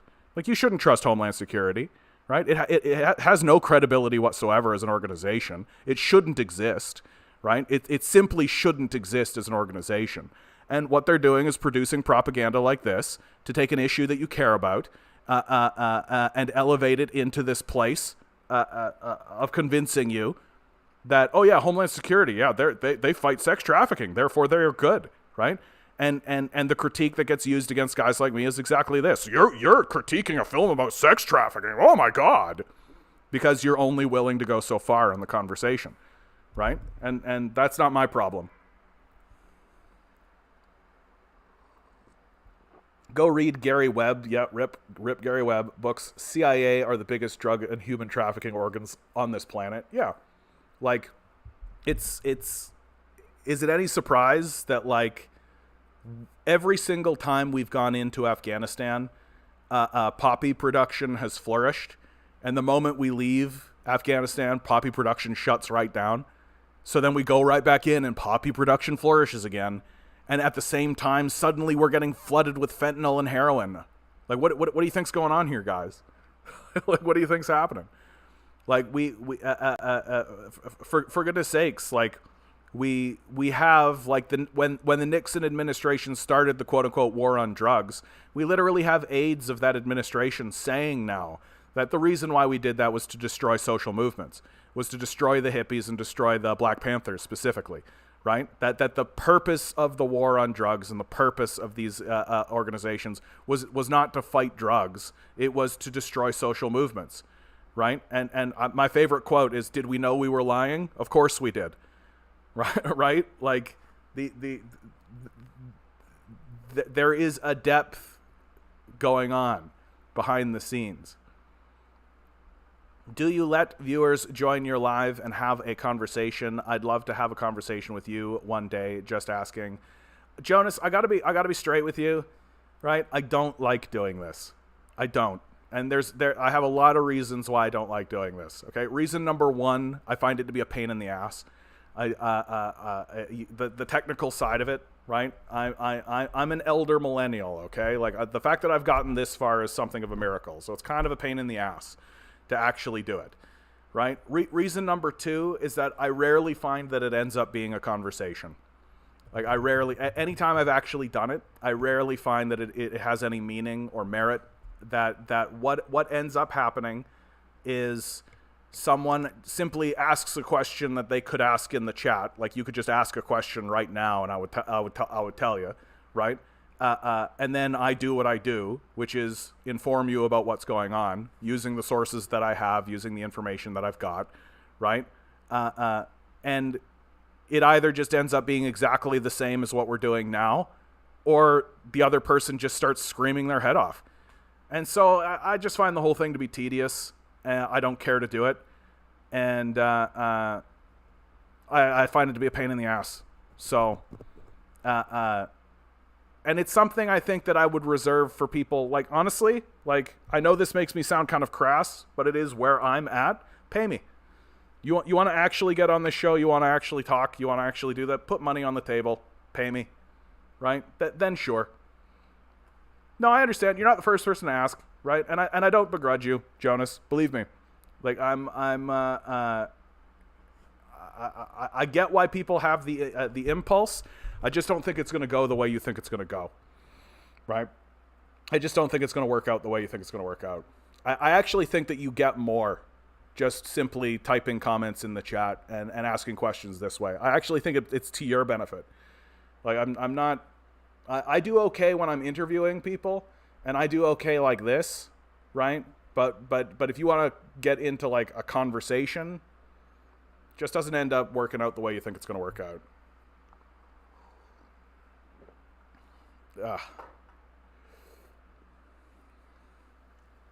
I tend to agree the folks behind Angel Studios, behind this movie, and The Chosen are questionable in the least. Well, my favorite about these guys is in the controversies, accuracy. While the film is purportedly based on real events involving Ballard's involvement, Ballard embellished multiple details about himself. This is very familiar to people who are of this channel, right? It's pretty common. My favorite was the film American Sniper, right? Like American Sniper was just like absolutely grotesque in the obfuscation that it used. The elevation into heroism of that figure was despicable in my view. That it really undercut Clint Eastwood as artistically credible, which is a shame because Eastwood has produced a lot of great stuff. Like Gran Torino was really good. He had a film recently which followed like a 40-year-old security guard. I forget the name of it. Like it was like My Name is Frank or something like this, which was actually exceptional. Was actually really exceptional. Heartbreaking. But American Sniper was like Nazi level propaganda. It was really, really brutal. Really, really brutal. Oh yeah, you've been shadow banned by YouTube. Baked potato. It's cognitive dissonance. They don't want to admit they've been lied to their whole life. I don't know if that's specifically cognitive dissonance, but I understand where you're coming from, Baked Potato. Like this, look, this is tough. Like it's hard, right? What we're all doing here is difficult. That the reason why you guys are attracted to me, and the reason why you're coming here, and the reason why we're having these conversations, and the reason why people keep coming back, right, is because there's something going on and you know it. And you have found in me a place to find your feet in something resembling reality. That we come here for catharsis, we come here for solidarity, and we come here to have our illusions dismantled, right? That I am no longer interested in living in this world under the auspice of delusion. I'm not interested in it. That I want to live in reality. I want to know what is going on. I want to know the truth. I want to tell the truth. I'm not interested in entertaining delusion, and that's not easy. That's not easy. That ignorance is bliss. It's much easier to just go through your life watching Big Brother, right? Just jerking off to porn, playing video games, just saying yes sir at your job, right? It's much easier to do that. And it's a complete indictment of our society that the ruling class doesn't let people do it, right? That's the thing that I think is the biggest indictment. That the ruling class, if they were smart or competent at all, would just let people live a very simple life, because that's what most people want. Most people don't want to do the hard investigation of what's going on in their society. Most people don't really want to know what the ruling class is up to. Most people don't want to know these things. They don't want to be burdened with the truth. They don't want it, right? Most people want to wake up, go do something that they think has purpose, come home, watch a couple hours of TV, wake up, do it all again, and on the weekend, drink a 2-4. That's what most people want to do. And if they can get laid while that's happening, all the better. And the fact that the society's not letting people do it is a complete and total indictment of the society. That's all you need to know already. Like, the only thing you really need to know about how ridiculously fraudulent the society is that the only thing a person really wants is to live a simple life, and the rulers won't even allow that to happen, even though they completely have the means to do it. So here's something I wanted to share with people. Polling Canada. Net trust in X. So the Weather Network has a 62% trust amongst Canadians. CTV, 55%. Global 53, CBC 51, the BBC 42, Globe 40, Canadian Press 38, National Post plus 30%, CNN 29, Maclean's 28, Toronto Star 26, the Sun papers have 4%, the Western Standard -2, Beaverton at -5, Rebel Media -8, and Fox News at -27. The reason why I wanted to share all those numbers like that is to say people still trust the media. I'm blown away that these numbers are plus anything. Like, I understand why Fox News is at -27%, but why does anybody trust any of these outlets? Like why is any of these higher than zero right at this moment? Like, the media is culpable in all of this. The media is completely culpable in all of this. And yeah, the BBC is a well-trusted institution. And not for it's probably the boomers and the older generation most likely. Yeah, I mean that maybe. I tend to think that this whole idea that the CBC, like, if you're going to trust CTV, if you're going to trust Globe, if you're going to trust the BBC, then you're probably also going to trust the CBC. And I make the argument that having an organization like CBC is better than not having it, right? That the worst thing that the Conservatives could ever do would be to destroy the CBC, because then it's all just corporate power, right? Then you never get any article that's investigative at all under any circumstances, right? That it's all just obfuscation, that it's all just editorialized, it's all just nonsense. You never actually get somebody from the CBC being like, hey, why don't you go to this community and try to find out what's actually happening? Like, that never happens anymore. It's gone. But my point is to say, like, this is pretty high. Like, the Weather Network is at 62%.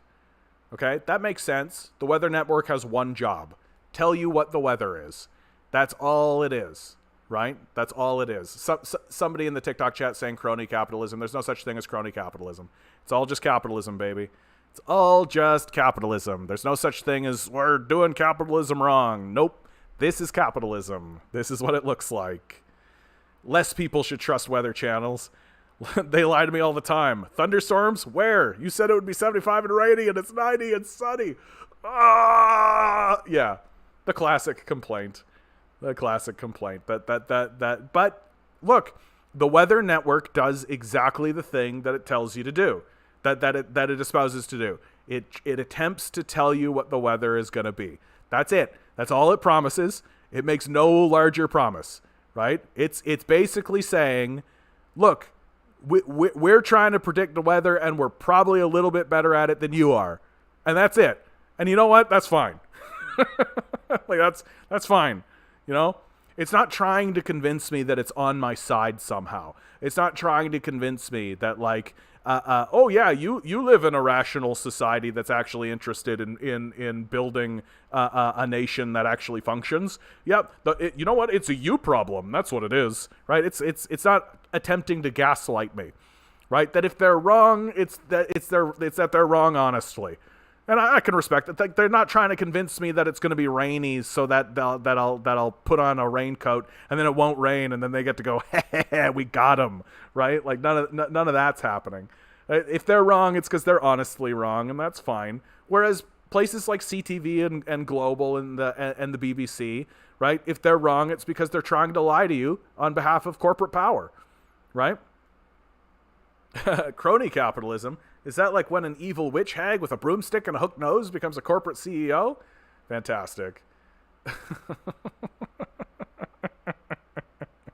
That's so dumb, dude.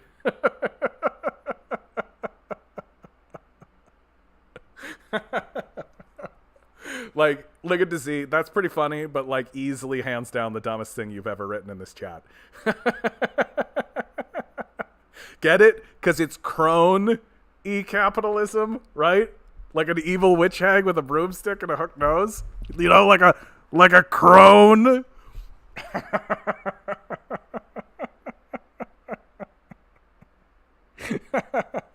Oh, dude. That's so dumb. I'm confused. I can't seem to Google a communist system that hasn't defined that hasn't defiled human rights. I asked the CIA what they thought, and they said that communism always defiles human rights. The organization that's designed to destroy communism said that communism doesn't work, and I unquestionably believe the CIA. I asked Google, which is the most trustworthy source ever, right? The capitalists say that communism is bad. Therefore, like, come on, bro. Like, come on. Like, this is where the discourse is. Like, this is where the discourse is. Yeah. But the capitalists said that communism is bad. How about we ask communists? How about we ask people? I've got a poll right here. If you go and ask former communist nations, I love showing people this poll. It's one of my favorite communism poll. Go ask people who lived under communism their opinions on it. Okay. So if you were on my YouTube, I could show you directly. Did you know that Ukraine, 75% of people in Ukraine said that life was better under communism? 60% of Russians, 47% of Poles, places as high as 92%, 88%. In fact, the lowest the number ever goes is 41%. Like, this idea that the citizens of communism, or that communism, big human rights violators, literally we are upholding 3 genocides right now. The genocide of Yemen, the genocide in Pakistan, and I argue the genocide along the border. Well, you could also make the argument the trans genocide, but that's fine. Not to mention the American prison system. Like, ask the Cubans. The Cubans are over the moon, dude. Like, like this. I'm genuinely asking people to please do away with your sort of detached belief that other places are anti-communist now. That, like, if communism failed on its own merits, right? If it didn't work on its own merits, then why are we spending so much money to try to destroy it? Like, if it just falls over, right, then let it fall over. But we're just not doing that. And like, a place like Cuba, right? Communism is good as a concept, not practiced, except it is being practiced, right? It's being practiced in Cuba, a place that eliminated child poverty, that literally has more doctors. There are more doctors in Cuba than there are in Canada, not per capita. There are more doctors in Cuba than there are in Canada. That's an indictment of the capitalist system. That a small, poor, impoverished nation like Cuba that is being kept poor by a system of sanctions, the most brutal sanction regime that has ever been put on any nation is Cuba. And they're being kept poor on purpose by a ruthless, rapacious empire that exists right off its coast. And it still manages to feed everybody, to keep everybody out of desperate, grinding poverty. Right, you go ask the Cubans, which you're free to do, and they'll tell you, yeah, we're living in poverty, but you know what? There aren't people sleeping in the streets anymore. There aren't women selling themselves on the corner anymore. The streets aren't flooded with drugs anymore. Right? That communism has been an objective success for the people of Cuba, and the only reason they're poor is because they're kept poor. Absolutely, communism fixed that. Before the revolution, before Che Guevara, before Fidel Castro, they were led by a brutal dictatorship, the Batista government, that was funded by the U.S. empire, that spread poverty through Cuba. There were literal plantations. There were literal slave plantations in Cuba because of the U.S. empire. And that's what Fidel Castro overthrew. That's what Che Guevara overthrew. And so this idea that communism doesn't work, well, you know what it did? It got rid of the slave plantations, right? So this ridiculous idea that says that communism doesn't work, well, then why are we spending all this money? Why are we spending billions upon billions of dollars to blow up Vietnam, Laos, Cambodia, while saying that we're doing it to stymie the spread of communism? Well, if communism fails, then just let it fail, right? No, we're going to spend hundreds of billions, if not trillions of dollars in order to blow it up. And still fail, by the way, and still fail. Like you can go to, there's a YouTuber who I love. She lives in Vietnam. Her name is Luna Oi. You should go to her, and she'll show you all about communism in Vietnam. She'll show you all about the benefits of communism that have occurred in Vietnam. Like we're living in this highly propagandized moment where people are coming to terms with the reality that Daddy lied. Like that's it. Like your dad lied. Like that's it. Like that the State Department, the CIA, the media, they lied, right? And they've got good reason to lie. They've got good reason to lie about communism, right? Because communism is the antagonist of capitalism. That literally the goal of the communists is to be rid of the capitalist class. So of course they're gonna lie. Like of course they're gonna lie to you about the success. Communism is when you take from capitalism, claim communism is great, and then fail, source needed, like source required. Like, what are you talking about, dude? Like, it's pretty amazing that Americans can watch Americans bomb communist nations and then blame the failing of communism on communism. Like, that's what's amazing. That you can literally actively be bombing a nation and then say that the failure of communism was because of communism. Like, it's pretty crazy, actually. Like, the internalized gaslighting is real, man. It's real. I didn't say it wasn't funny, Snake. I didn't say that the cronyism joke wasn't funny. I just said it was stupid. Stupid things can be funny. Like, the Stooges are funny. They're stupid. It's also hilarious when bad actors say that liberalism is communism. Dude, Americans don't really know what communism actually is, right? Anything that benefits the working class is communism. That's all, right? That we should increase the minimum wage. Communism always fails atrocities, gulag, fazula, no iPhone, right? Like, it's just triggering. It's just trigger words at this point, right? Yeah. 100% literacy rate. They must be livid. Yeah. Tinker says, funny thing is most of the Muslim majority Central Asian countries overwhelmingly voted to keep communism. Soviet Union, Takistan, Turkmenistan, yeah. People who say Cubans who hate communism have never been to Cuba. I know people who have gone there, who have talked to Cubans. Cubans love it. They have problems due to sanctions, but they support it. Yeah, when I was in Cuba, they were handing me the Communist Manifesto.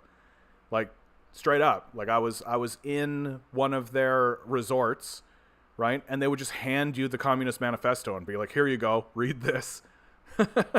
Like, they were in favor of it, for sure.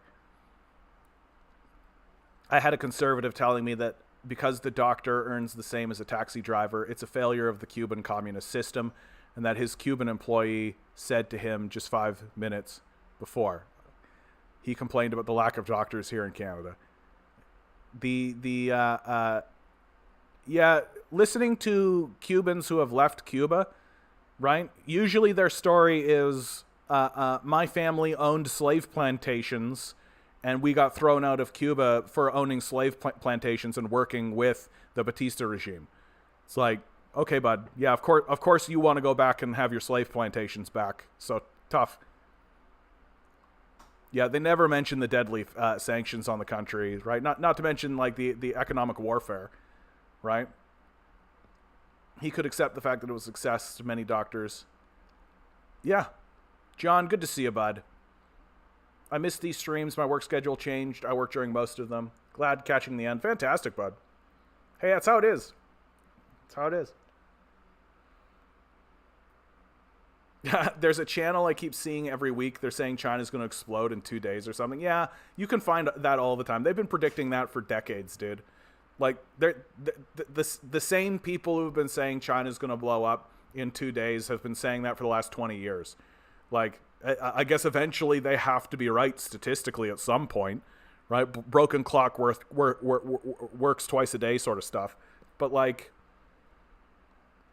oh yeah, I can't believe that Roseanne Barr still gets platformed. Like, she outright, like, she's been saying some pretty far right fascist Nazi stuff, like some anti-Jewish stuff recently. I'm just like, dude, stop platforming Roseanne Barr. Like, stop talking to her. Like, whether or not it's because she's got like a mental illness or whatever, like, some of the stuff that she's been saying is pretty outrageous.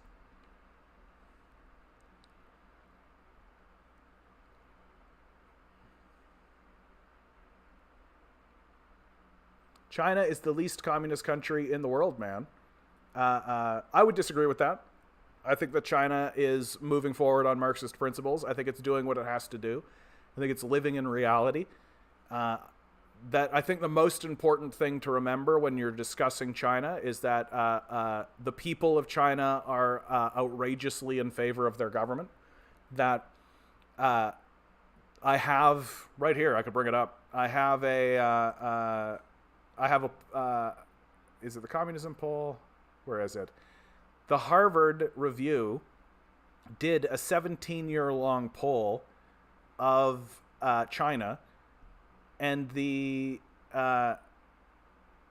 result of it was that I can't.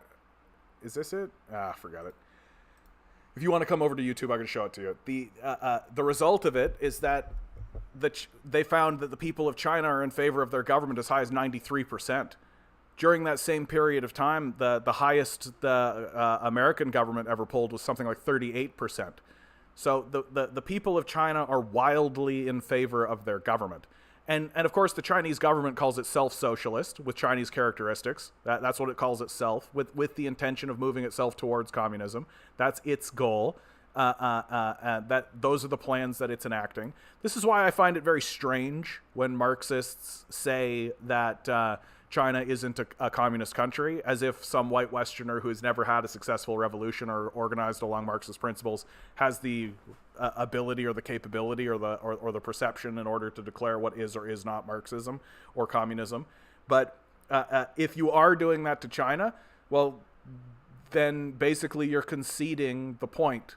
Because if it's capitalism, if that's what's happening in China, if it's capitalism that's happening in China, then the people of China love it. Right? The people of China love it. And I make the argument that it isn't capitalism, obviously. That's a much more interesting and rich story going on there, and that the ruling class of China has been ruling along Marxist principles the entire time, that the Maoists and the Dengists and the current Xi Jinping administration are all organizing along Marxist principles. They're just not being fundamentalists about it. And they understand that they exist in reality, and they have to actually make decisions based on what's going on in reality, right? That if you try to be a purist, if you try to be a fundamentalist, like, that's always disaster, right? Rubio said in a clip, I saw China changed capitalism. What do you think? No, I think that China is just taking advantage of the weaknesses of the capitalist class. That what China is showing everyone is that capitalism has inherent weaknesses, and that China is willing to exploit those weaknesses for the benefit of itself, right? So under Deng, there are market reforms that bring in a certain amount of foreign capital into China. So something like 40% of their economy is like this. 60% of their economy is state-owned, right, and state-run. 40% is private-owned and is foreign ownership, right? So already, if your claim is that it's exclusively capitalism, well, it's a mixed economy, right? It's not a pure capitalist economy. They are doing something different with it. And there are very clear examples of what could be described as socialist ideas that are coming through. So Huawei, for example, all of the money that Huawei earns doesn't go to a shareholder class. It goes to the workers themselves. Huawei pays out bonuses, sometimes as much as $70,000 a piece to its workers. It sounds like a very socialist idea, if you ask me. So when Deng opens up these foreign markets, it is with an understanding that it is going to create a wealth disparity. But the Chinese also understand that capitalist systems collapse. And when capitalist systems collapse, the Chinese strategy is to go in and nationalize those systems. So in 2008, when the world economy collapsed because of the scam that happened in America, well, what happened here in America? Well, all of the people responsible for the scam got billions of dollars in bailouts. Nobody got punished whatsoever. And it basically convinced that class of people that they can scam whoever they want whenever they want, and they'll always get bailed out. Well, in China, when a similar thing happened, those people got executed. So the billionaires that were responsible for that crisis got executed. Their assets got taken from them, nationalized, and distributed to the public. So it's a sharply different response from the corruption that we see here. And so the Chinese, while they are willing to accept within their territory a certain amount of capitalist economics, it isn't with this naive belief that neoliberals have that a free market will decide. And oh my goodness, like that's a very Western idea. And that's the reason why Westerners are so clueless and naive when they have this conversation, because they think any amount of capitalism equals the whole thing has become a capitalist system, when it's really obviously the case that that has not happened. That the National People's Congress, which is the electoral system of the Chinese ruling class, has not been corrupted by capital. That the CIA has literally released documents complaining about how it can't get people into Xi Jinping's inner circle. Compare that, like if a billionaire like Jack Ma, for example, gives money to one of the people sitting in the National People's Congress, that's understood to be corruption. People have gone to prison and people have been executed for this in China. That if that interaction between the capitalist class and elected officials is considered corruption in China and is punishable and does get punished. Whereas in the United States, that's literally been legislated, right? That you just give money to a super PAC. Like, you can legally bribe whoever you want in the American system. That's just how it works. So we've legalized corruption in the American system, and then scratch our heads and wonder why the whole thing's falling apart. That the goal of the Chinese, like the Chinese Marxists were walking around saying we need to seize the means of production, and then the Americans basically traded the means of production to them. Like, that's what happened. That during the NAFTA period, during the neoliberal reforms, during the Dengist period in China, the Chinese basically said, oh, hey, bring all your manufacturing over here. We'll make everything for you, and you'll save a bunch of these fake money dollars that you print in the first place, as long as we get the means of production.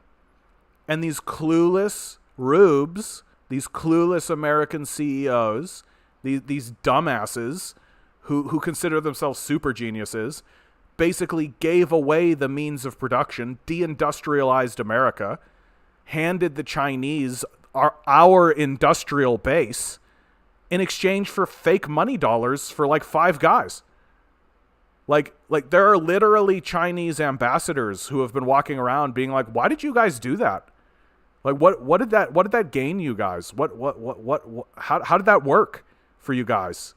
Like, how's that working? Literally, we've got Elon Musk and Mark Zuckerberg bickering and having like a cage match and talking about dick measuring contests with the money that they've pilfered from us by deindustrializing us. And the Chinese are like, yeah, we make everything, so we're rich now.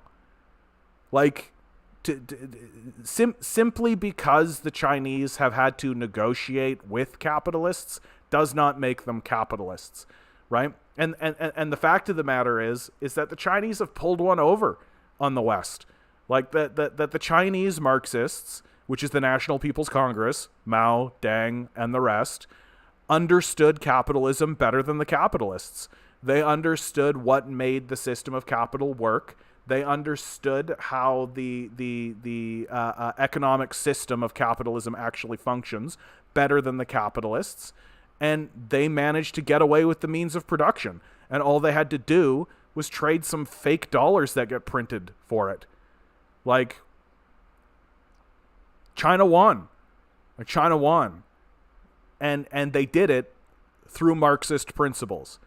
Now, that's not to say that it was 100% lockstep. Everybody was on board with it. There was definitely conflict between the Maoists and the Dangists. That's definitely the truth. But proof's in the pudding. The Chinese society is richer than ever. They're building cities out of literally nowhere.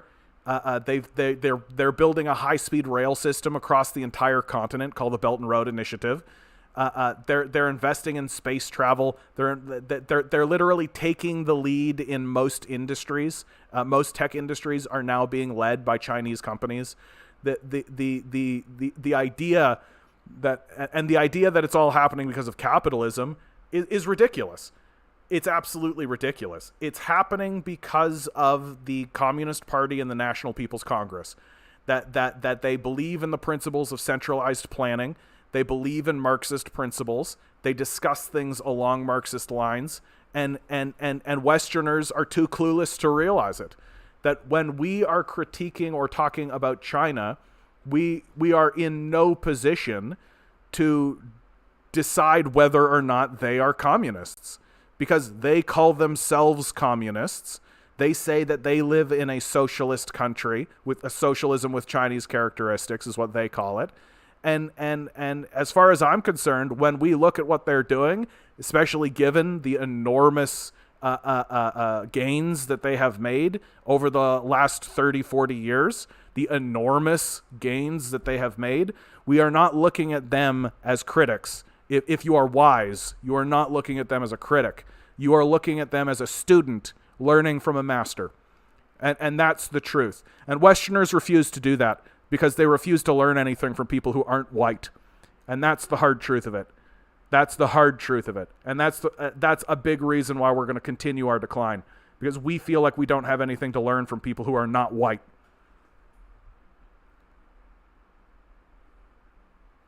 Eric says, I actually learned something very interesting. TikTok, 40% of the shareholders is from Hong Kong, 60% from other foreign companies. Out of the 40%, 20% is owned by the founder. The other is employees. Interesting. The rich hate China because most of them would be executed under the Chinese system, by the way. Yeah. I mean, there's truth to it. Like, China has done that, and it will continue doing that. Because in China, it's the only thing people respect. Like, here in the West, we seem to respect, like, oh, we fined that multi-billion-dollar company $1 million. That's justice. And everybody's just sort of supposed to go along with it. Well, in China, that would be considered corruption, right? That the Chinese people themselves would not go along with that. Like, people do not respect that the people of China are of a revolutionary mindset. That they're not just going to go along with corruption. They're not just going to go along with this stuff. Right? That someone like Mao is actually respected, right? That while people can say, like, yeah, we didn't really care for some of this other stuff, but we respect who Mao was and we respect his leadership, right? That's sharply different than how we operate here in the West. That you're supposed to either think Trump is Jesus Christ or Satan himself, right? You can't actually have a nuanced perspective, right? You can't say something of any of these people about, oh, well, this was a good thing that they did. And if you say that, then you got to buy into every single thing they ever did. I mean, it's a terrible example using any Western leader this way because they're all kind of Hitler-esque, honestly. Like, they're all genocidal maniacs, but it is as it is. Yeah, same shit with markets. The idea of a market existing before capitalism to them doesn't even exist. Yeah, exactly. There's 5G networks are also better, but Canada banned them. Yep. There's your capitalist innovation right there, right? Oh, a foreign nation created a superior model. Let's ban it. Capitalist innovation. They alleviated pretty much all extreme poverty and eliminated homelessness. They have the highest test scores, best education. Those are the things Western mainstream media don't want to tell you. I think the thing that's most impressive about the Chinese Communist Party is that they're willing to make big experimental decisions and then admit that they're wrong and move back on them. I think that that's the most impressive thing about them. And that seems to be the thing that's garnered them a lot of support from people. That people like that the Chinese government is willing to make big stabs at something, and they also admire and appreciate when those things don't work or when the failures are admitted.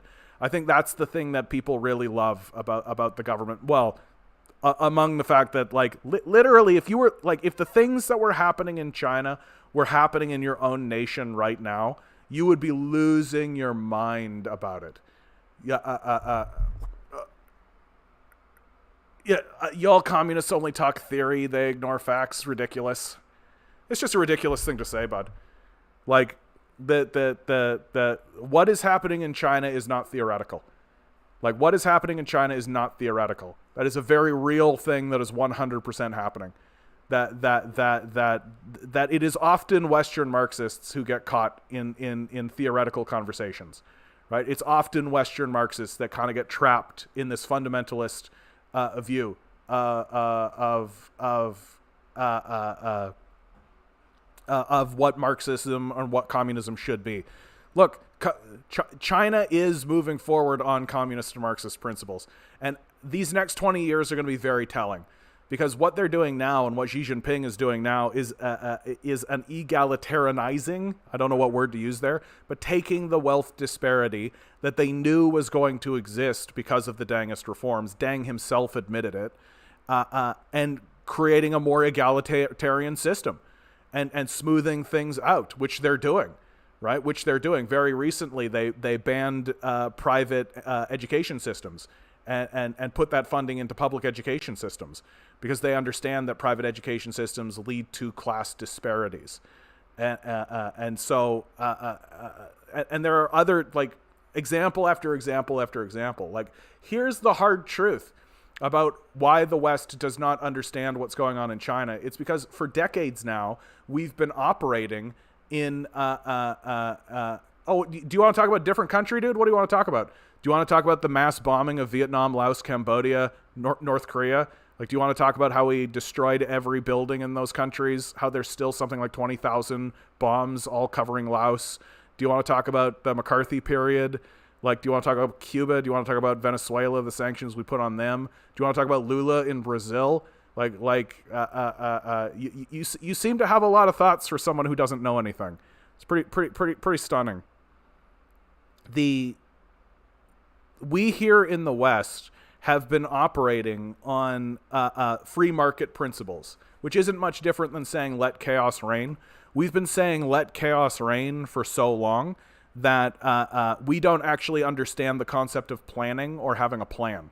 That really what we are seeing, and the big narrative, like, America is in a decline and China is ascending, and the focal point, the center point of why that's happening is because the side that is in decline has said let chaos reign, the free market will decide, and China has said no, we should have a plan. We should make a plan. That China has a 100-year plan and comes together every 5 years to address that plan, right? And they talk about what they did right. They talk about what they did wrong. They do something called planning, right? Whereas here in the West, we do not believe in the concept of planning. That if there is a plan, it exists in a very tight little 4-month margin, maybe a 4-year period for election cycles, right? We certainly don't have a 100-year plan. Like, we certainly don't have any of that. And the only people who are permitted to plan are within the structure of the business itself. So Pepsi has a plan. But what happens when that plan intersects with somebody else's plan? Well, then they fight, and there's your capitalist innovation. Competition wins, right? Competition wins. Well, the Chinese are not competing, right? They're not competing with each other. They're competing with you. China is competing with America. The Chinese are not competing with the Chinese. The Chinese are working together. They're not having to reinvent the wheel every single time because they have a plan. They make a plan. And it's become quite shocking that I have to sit here and actually say, maybe we should have a plan. Maybe we should make a plan. What do you guys think? In this crazy world that we all live in, maybe we should all come together and make a plan. That sounds like communism. That's right. That's right. You've done it. Congratulations. That does sound like communism. For real, can you imagine Trudeau or Biden admitting that one of their policies has failed and going back on it? Yeah, no kidding, Ben. Good to see you, by the way, bud. Baked potato. China's goal is to make the income distribution more pear-shaped, which is much more beneficial to all. The Western income distribution is currently an inverted pyramid, which is abysmal. Yeah. Like, it'd be difficult to top what America has done, right? It'd be difficult to do worse than what America has done. Like the Elon Musk, Mark Zuckerberg spat is just, it just takes the cake. It's just like, just when I think the American system of capital has become as embarrassing as it possibly can, these guys always find a way to make it more embarrassing. And this ridiculous, childish dick measuring contest, complete with like, we're gonna have a fist fight. Like, can you imagine if it actually happens? Like, can you imagine? Like, all eyes, the entire world is gonna watch two of our richest men have a fist fight over the most petty bullshit you've ever seen. And we're supposed to be considered respectable. We're supposed to be considered the leaders. The Western civilization is the greatest. We here in the West are the greatest. The Western Judeo-Christian values have always been the forefront of everything we've ever done. Like, we're embarrassing. We're embarrassing. That's embarrassing. That China, Russia, India, the Middle East, South America, Africa will all look at, even Europe, will all look at us jeering and hooting at Mark Zuckerberg and Elon Musk in a fist fight, and they will all think and all talk to one another about how we need to be isolated, how we need to be separated from, how we need to be put in a little corner and ignored completely, and they are utterly and completely right for saying it. They're completely correct for saying it. We have lost our minds completely. And we're all going to hoot and holler at Mark Zuckerberg and Elon Musk because they have this dick measuring contest with the billions of dollars they stole from us. Like, are we stupid? I mean, the answer is obviously yes, but it's worth the contemplation. Tinker says capitalist innovation equals Meta just made a copy of Twitter. He hired former Twitter devs that apartheid gem genius fired. Yeah. Like, there's your capitalist innovation, baby. Ben says long-term government planning in the West is a joke. Yeah. Politicians make their plan go net zero by 2050 or something. Dude, if you want the clearest example of the incompetence of our system, so the Wynne administration and the McGuinty administration were putting forward a green energy platform. They had 700 green energy systems. They were implementing solar and wind and all of this sort of stuff in the province of Ontario. They were putting forth all of this stuff in order to move us into a green economy. We were actually at the cutting edge of a green economy on the continent. We were ahead of California in this regard because of that administration. The Ford administration came in. One of the first things it did was it scrapped all of that. It spent $200 million in order to scrap all of that green energy. And now you know what they're doing 7 years later? Now you know what they're doing? We're going to invest in solar panels and wind. Now, 7 years later, after $200 million wasted. We are led by narcissistic, idiotic psychopaths who are too stupid to understand the basics of what governing is for and what it's about. That in China, when the baton is passed between administrations, the people who receive the baton go, what are these people doing? I see what they are doing. Let us continue building upon that. That if they want to change it, they all sit down and have a conversation and they adjust it slightly, but they don't destroy it completely. Here in the West, new administration comes in, scrap that plan, start all over. There's your capitalist innovation. Like, there's a reason we're falling behind, and it's because we're too stupid to realize that we're this stupid. Like, this is the number one thing, is that we are too stupid to understand how stupid we are. And we keep electing people like Doug Ford who scrap all of our plans and then 7 years later start doing them again because he realizes, oh, I guess we do need electricity. Durr. Jahone, more Jordan Peterson impressions, please.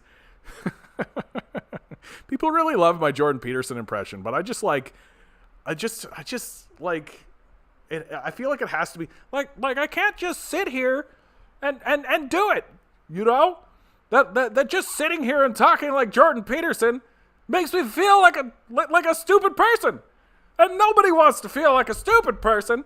Everybody wants to feel like they're super smart, which is why Jordan Peterson talks the way he does, because he wants to feel super smart. And that's just as good as being smart, is feeling super smart.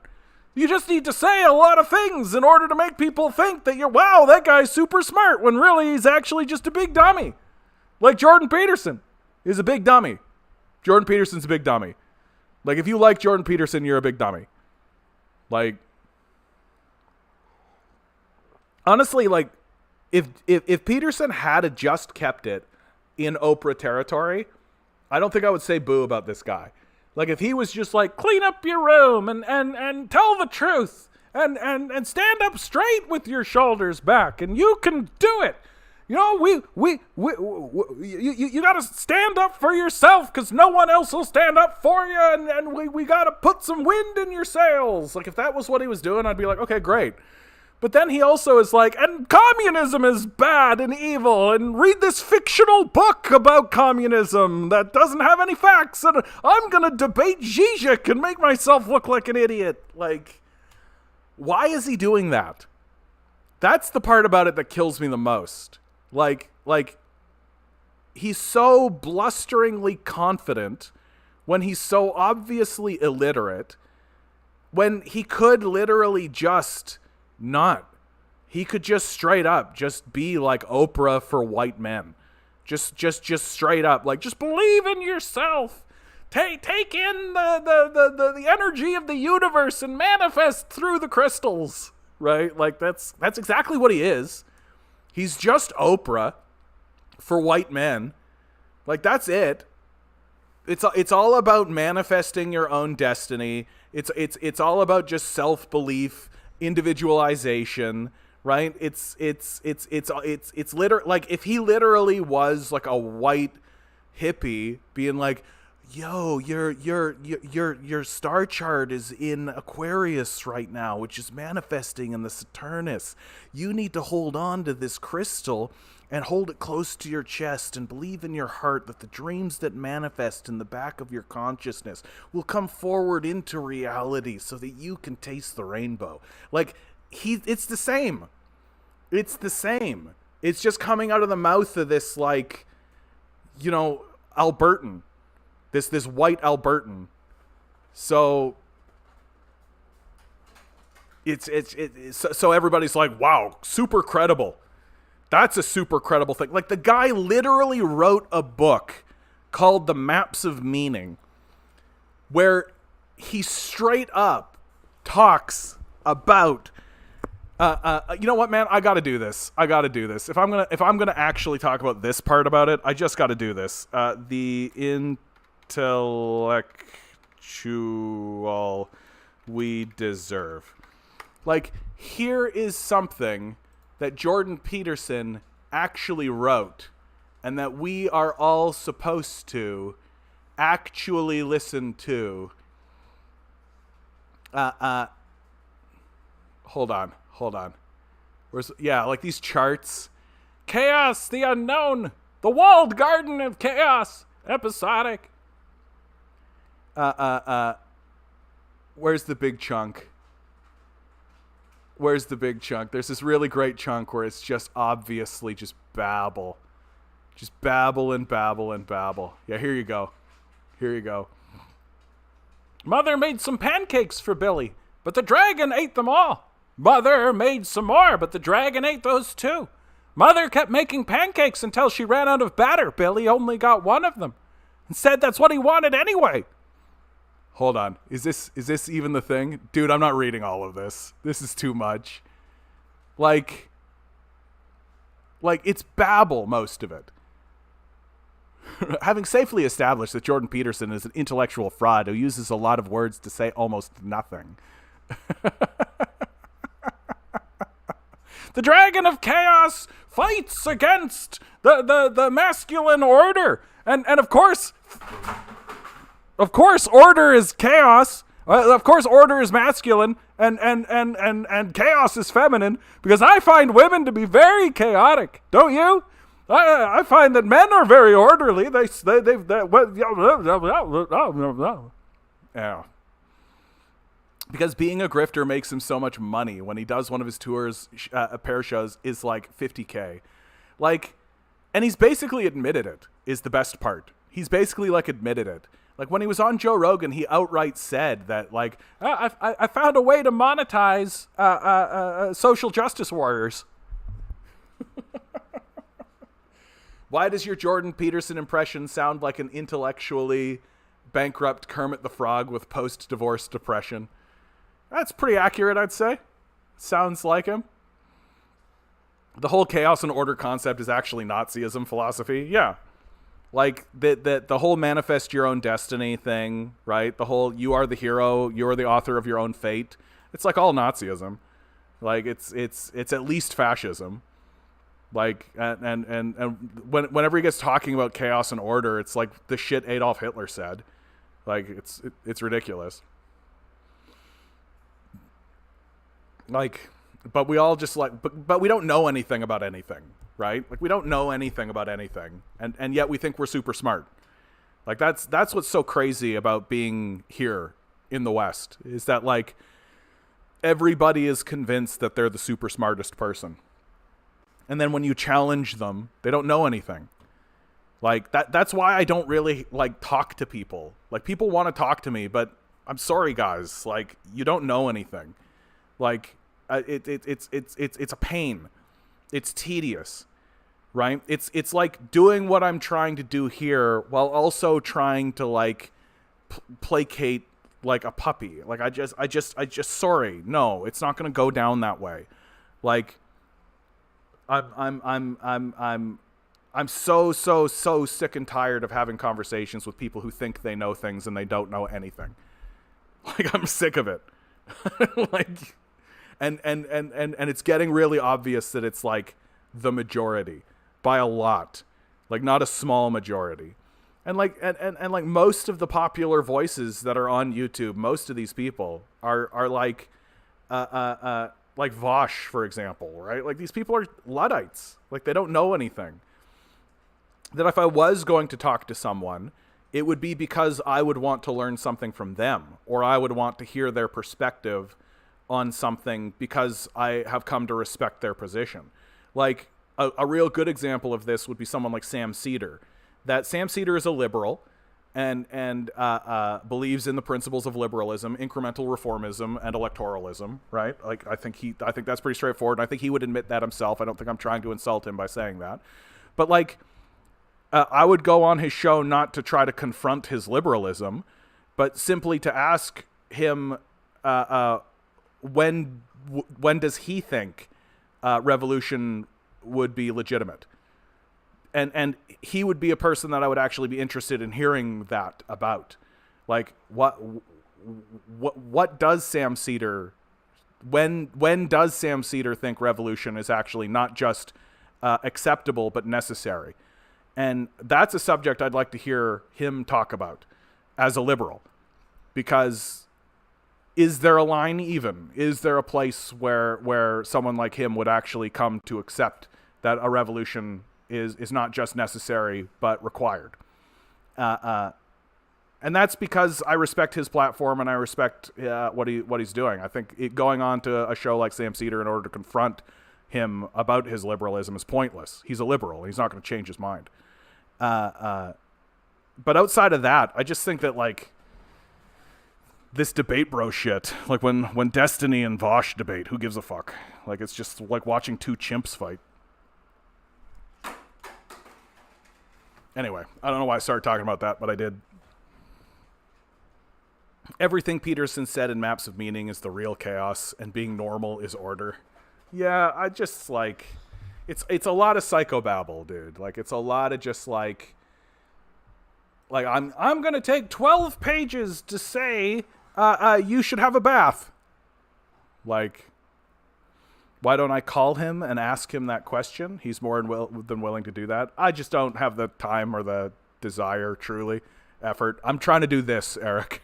Like, that's what I'm trying to do. I'm trying to do this. Like, I don't know. Would it build my profile even? Like, I could maybe send him an email and be like, "Hey, a communist would like to have a conversation with you." Right? See where that gets me. But I'm just one guy, dude. I'm just one guy. I'm fucking exhausted all the time. It's a miracle that I can even hit record some days. Honestly.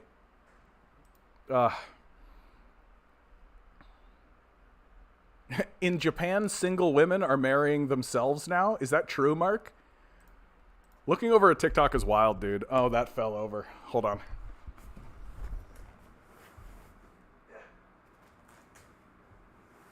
Let's find this. Japan, women marrying themselves.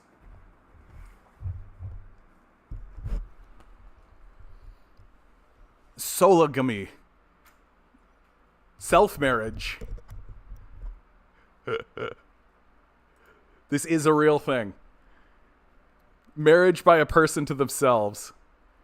Supporters of the practice argues that it affirms one's own value and leads to a happier life. Critics argue that the practice is not legally binding, unlike traditional marriage, as well as rooted in narcissism and self-aggrandizement. Ceremonies.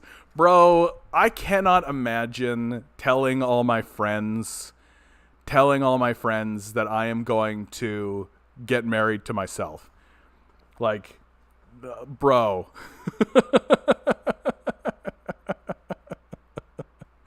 This really, like, this really smacks of just like, this is exactly the type of shit humans would get up to. What's up, buddy? Do you want a blanket? Do you want a blanket? So what about? It's too hot for a blanket, dude. You just want to lie on the blanket. I got you, bud. Good old Milo. Milo interrupting my streams. Let's not assume Ron Jeremy is stupid. He might be very rich. You're right. People in places like Russia do think that communism was great. Like, that kind of comment's sort of odd, don't you feel? Like what's your hate on against Russians? Like, what's the anti-Russian rhetoric coming from? Oh, probably because of the war that's going on, which you probably think is Russia's fault. Meanwhile, people in Warsaw countries think life was complete horrible trash. No, that's not true, actually. Again, I could bring up a poll for you. Like, the Warsaw nations are more or less split on communism, right? Like, it's in some places it's like 45% split. In others, it's a 60% split, right? Like, I can't really talk about that too much because they'll ban me for it. But definitely, it's definitely the case that we are.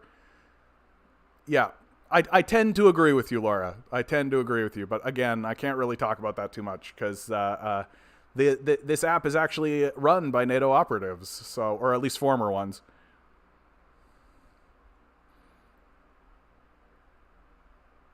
Fun fact, there were some cases where the person cheated on themselves and divorced themselves because of it. Dude, that's a mental illness. Like, that's straight up, that's just like a mental illness. Like, we got to call that for what it is, right? Like, we cannot sit here and be like, that is a normal thing that a normal person is doing. Like, that sounds like a mental illness, and it probably is a mental illness, right? What kind of effects do you think this indebtedness will have over the coming years? Higher prices, lower wages? I think you're referring to... well, the first question that I think we got to ask ourselves, like, if you actually read this article... is it this article or was it this article? Oh, yeah. This is the article I actually kind of wanted to read because it's psychotic, right? Like, listen to the way these guys are talking, right? The name of the article is Bank of Canada Rate Hike Could Put More Pressure on Landlords. Okay. The Bank of Canada's decision to hike interest rates in July could put further financial pressure on over-leveraged landlords. And this is where it gets psychotic. And leave tenants in precarious situations, right? You're about to see more investors looking to unload their properties. Tenants need to be on their best behavior right now, as they could be displaced at any moment if they give over-leveraged landlords a hard time.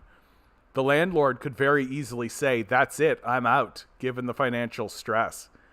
Like, you better be nice, tenants, or else we're gonna make you suffer. We gotta nationalize these things, man. Like, we gotta get these landlords out of here. Like, these people are psychos. These people are absolutely psychos. But to answer your question, Ben, what kind of effects do you think this indebtedness will have over the coming year? Yeah, it's higher prices, low wages. Yeah, all of that. Like, it's a policy of austerity that all they're doing and all the neoliberals are doing is they're trying to find new fancy ways to repackage neoliberalism. Just how neoliberalism was repackaged fascism, right? That they're just constantly trying to find a way to rebrand the same idea, which is you are poor and I am rich, and that is good. Like, that's it.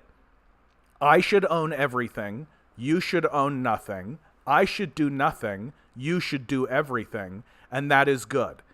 And they just keep repackaging it and keep renaming it, right? And they keep trying to find new reasons for why it's inevitable and natural. And oh my goodness, it's so impossible to resolve this obvious thing. Certainly, please don't do anything about this obvious grift that I'm obviously running on us. Obviously.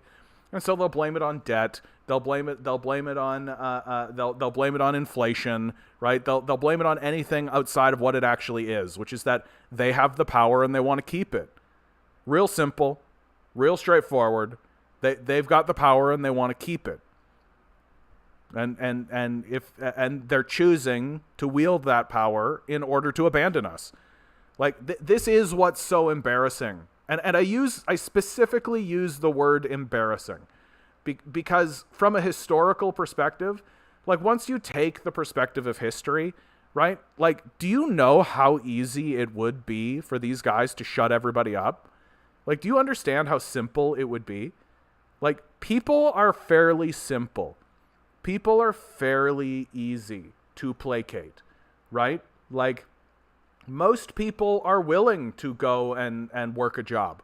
Most people are willing to go and do that. Most people are happy to go participate in the society, and all they really ask for it is that their life be more or less stable and calm.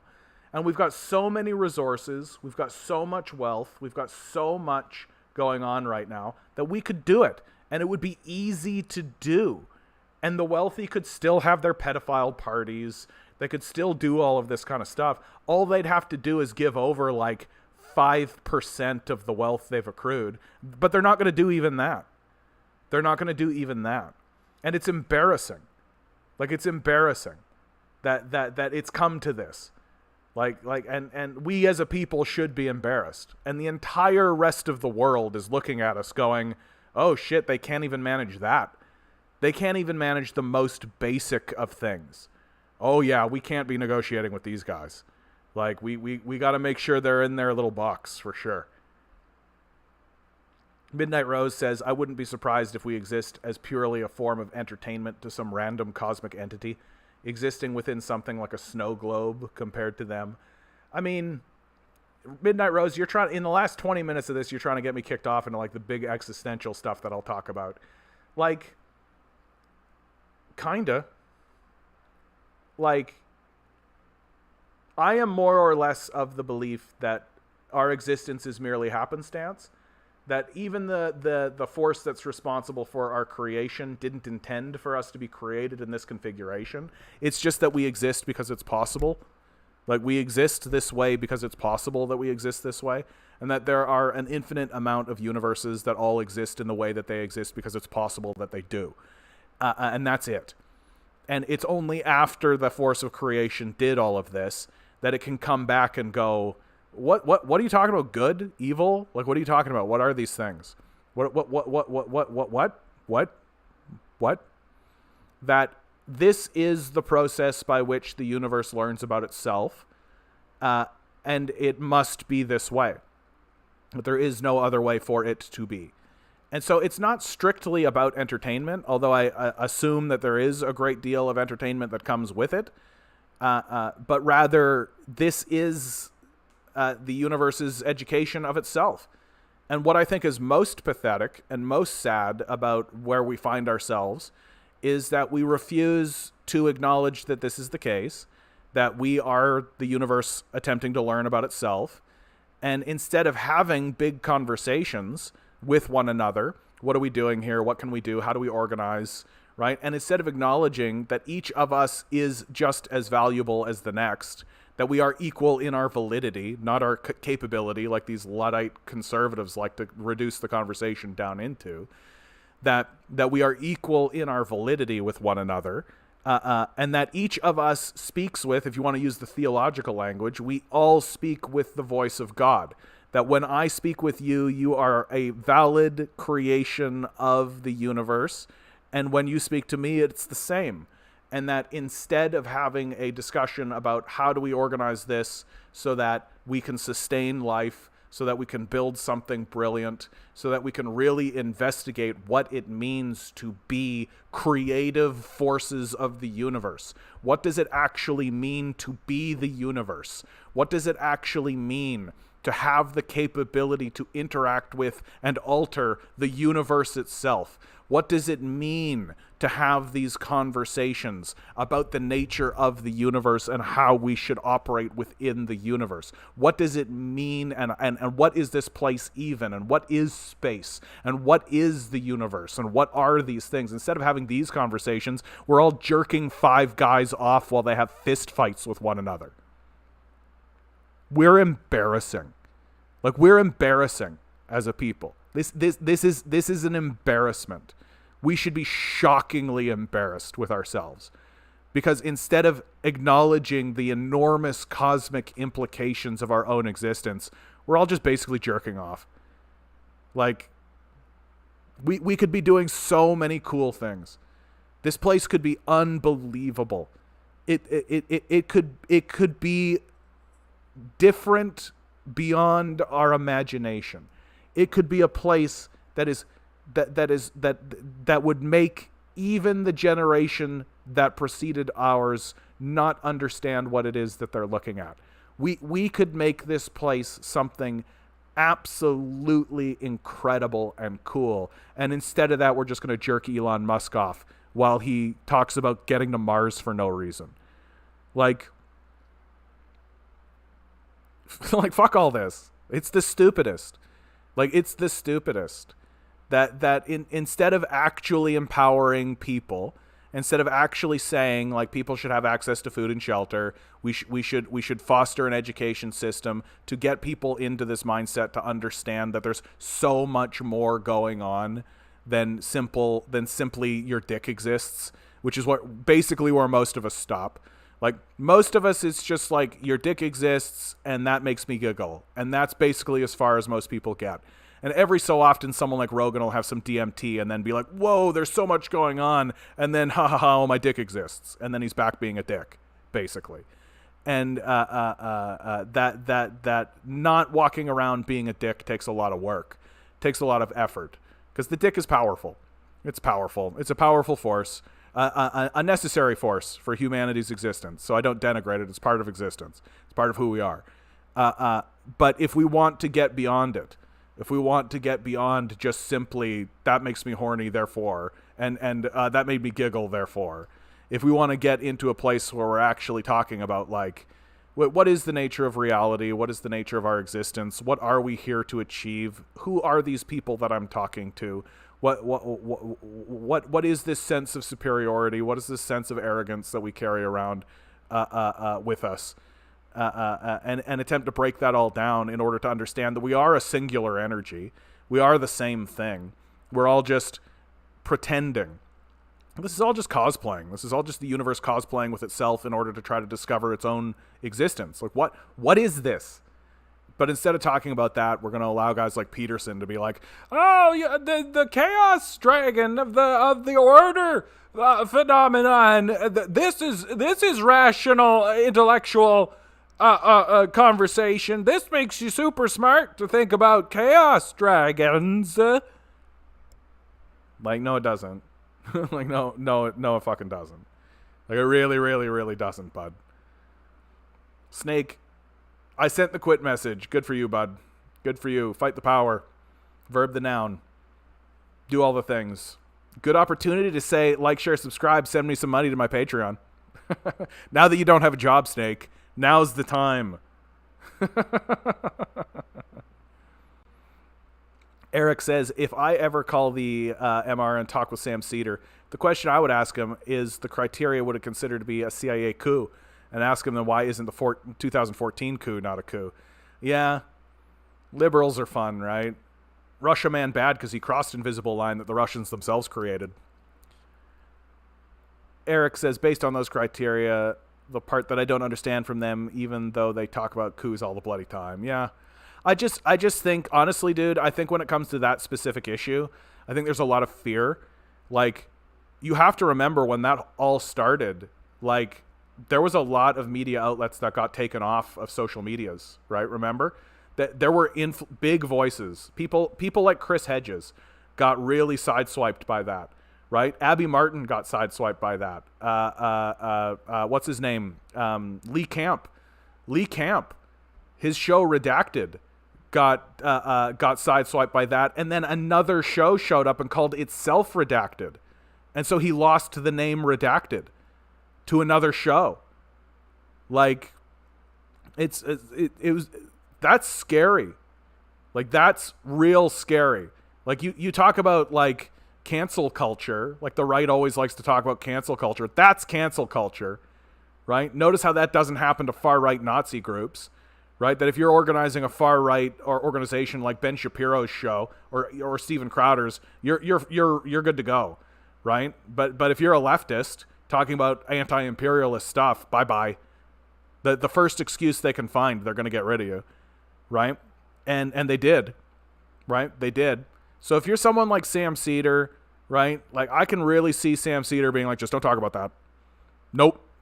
Just don't talk about that. That's a non-starter. Someone starts bringing that up. It's, hey, thanks for coming. Yeah, bye. Click. I could really see that's the case. And it's hard to be mad. Right? It's hard to be mad about it. Like, that's scary. Like, you're going to lose everything. They're going to take down all of your videos. They're going to take down all of your content. They're going to delete your platform. You are no longer a voice. Your way of earning money is gone if you talk about this. Nope, not going to talk about that. There's your real cancel culture right there. There's your real cancel culture. None of this far-right nonsense. Tinker says, the force of creation is highly imperfect, but this is the only way it could do what it's trying to do. I think it's worse than that, Tinker. I don't think it's trying to do anything. I just think it exists, and it doesn't know why. I think that's the worst. I think that's the part about it that it's about reality. I think that's the hard truth about the nature of reality. Is that the force that's responsible for all of this doesn't know why it's here either. And it doesn't know what's going on either. That may be in the grandest possible way, in the most meta of ways, because it's a being that exists outside of time, it does know what's going on because it's gone through all of it. Right? It created it, and it simultaneously understands all of the things that it created because it exists outside of time. But that's in the most meta way. As far as you and I are concerned, this is the process, and it knows as much as we know in this moment at this time right now. And maybe it knows all of the things that all of us know, but only up until this moment right here. And so it doesn't really know what's going on either. Right? And while I think that solves the problem of evil, it also introduces a lot more terrifying prospects. Like, places like hell exist because they can. Not because of any kind of sense of judgment or any kind of sense of justice or any of that, but simply because it's possible that they do. That's all. right? It's not God going, aha, I've got you and I'm going to punish you and all of this. It's literally that hell exists because it can. And we should be very grateful we're not there now. And we should be hoping that this place is not actually a lair of hell, and that we are actually trying at least to create something resembling heaven. It seems like that's a minority position, though. I think most people would prefer this place turned to hell. Content. I am Taylord. It means the Botha? It means the valiant and heroic struggle of the Sudanese. What are you doing over there, Content? You always get like this, dude. Camp Got puts on sunglasses. Redacted. Yeah. Netflix made a counter documentary called Winter on Fire. What are you talking about, bro? What are you talking about? A counter doc. Hold on. Winter on Fire. Winter on Fire. Ukraine's fight for freedom. Netflix documentary Winter on Fire brings you the story of Ukraine. In just 93 days, what started as a peaceful student demonstration became a violent revolution. Brilliant. Brilliant. I'm sure this is not totally full of shit. Oh, I think I knew about this. Not to be confused with Ukraine on Fire. I love it. So within the Wikipedia article of Winter on Fire, Ukraine's Fight for Freedom, which is on Netflix, right? There is Not to be confused with Ukraine on Fire, which is the film directed by, it features Oliver Stone, right? Which exists. I'm not telling you anything about it, algorithm. I'm just saying that there is this thing that exists on Netflix called Winter on Fire, which is not to be confused with Ukraine on Fire, which involves Oliver Stone. Just saying those things. That is just the information. I'm not telling you anything about them. Please do not do anything like you always do. Jeez Louise, dude. No more further commentary. I'm surprised I've got this far. Close to that conversation was too complicated and debatable, but yeah, I'm not going to say any of that, dude. Not going to say any of that. You guys know why. You know why. You cannot talk about 2014. You are not allowed to discuss all of the facts about what is going on. It is not permitted. You will be removed. You must censor yourself, or we will censor you for you. But the real cancel culture is when you can't say the N-word, you guys. If you can't say the N-word, that's the real cancel culture. See, check it out. I've been floating at 50 or 60 people this whole time, and the second I started saying Ukraine, I'm down to 20 people. It's instantaneous. It's instantaneous. It happens immediately. It's amazing. It's amazing. I can watch it happen in real time. Now it's dwindling down, right? We're getting down to, okay, back up, 20, 24, 25. It is actually amazing, dude. Like, it's observable. I should really start observing it as a phenomenon. I should start testing it, right? I should start testing it, right? Why can't I do this? For exactly this reason, because the algorithm will. I've literally been banned off of this thing over it. Like, they'll just shut down the stream. It's happened to me several times. Well, isn't that nice? Made ready, giving me a gift. I don't know what that means on TikTok, but thank you anyhow. I appreciate it. Anyway, guys, we're at the end of it. We're at the end of it. Always remember, each and every one of you is a quantum being walking around in quantum energy. These billionaires are spending hundreds of billions of dollars in the hopes you'll never realize it.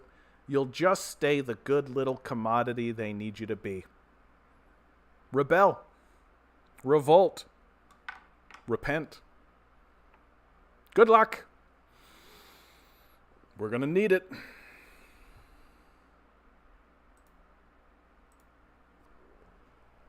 Good night.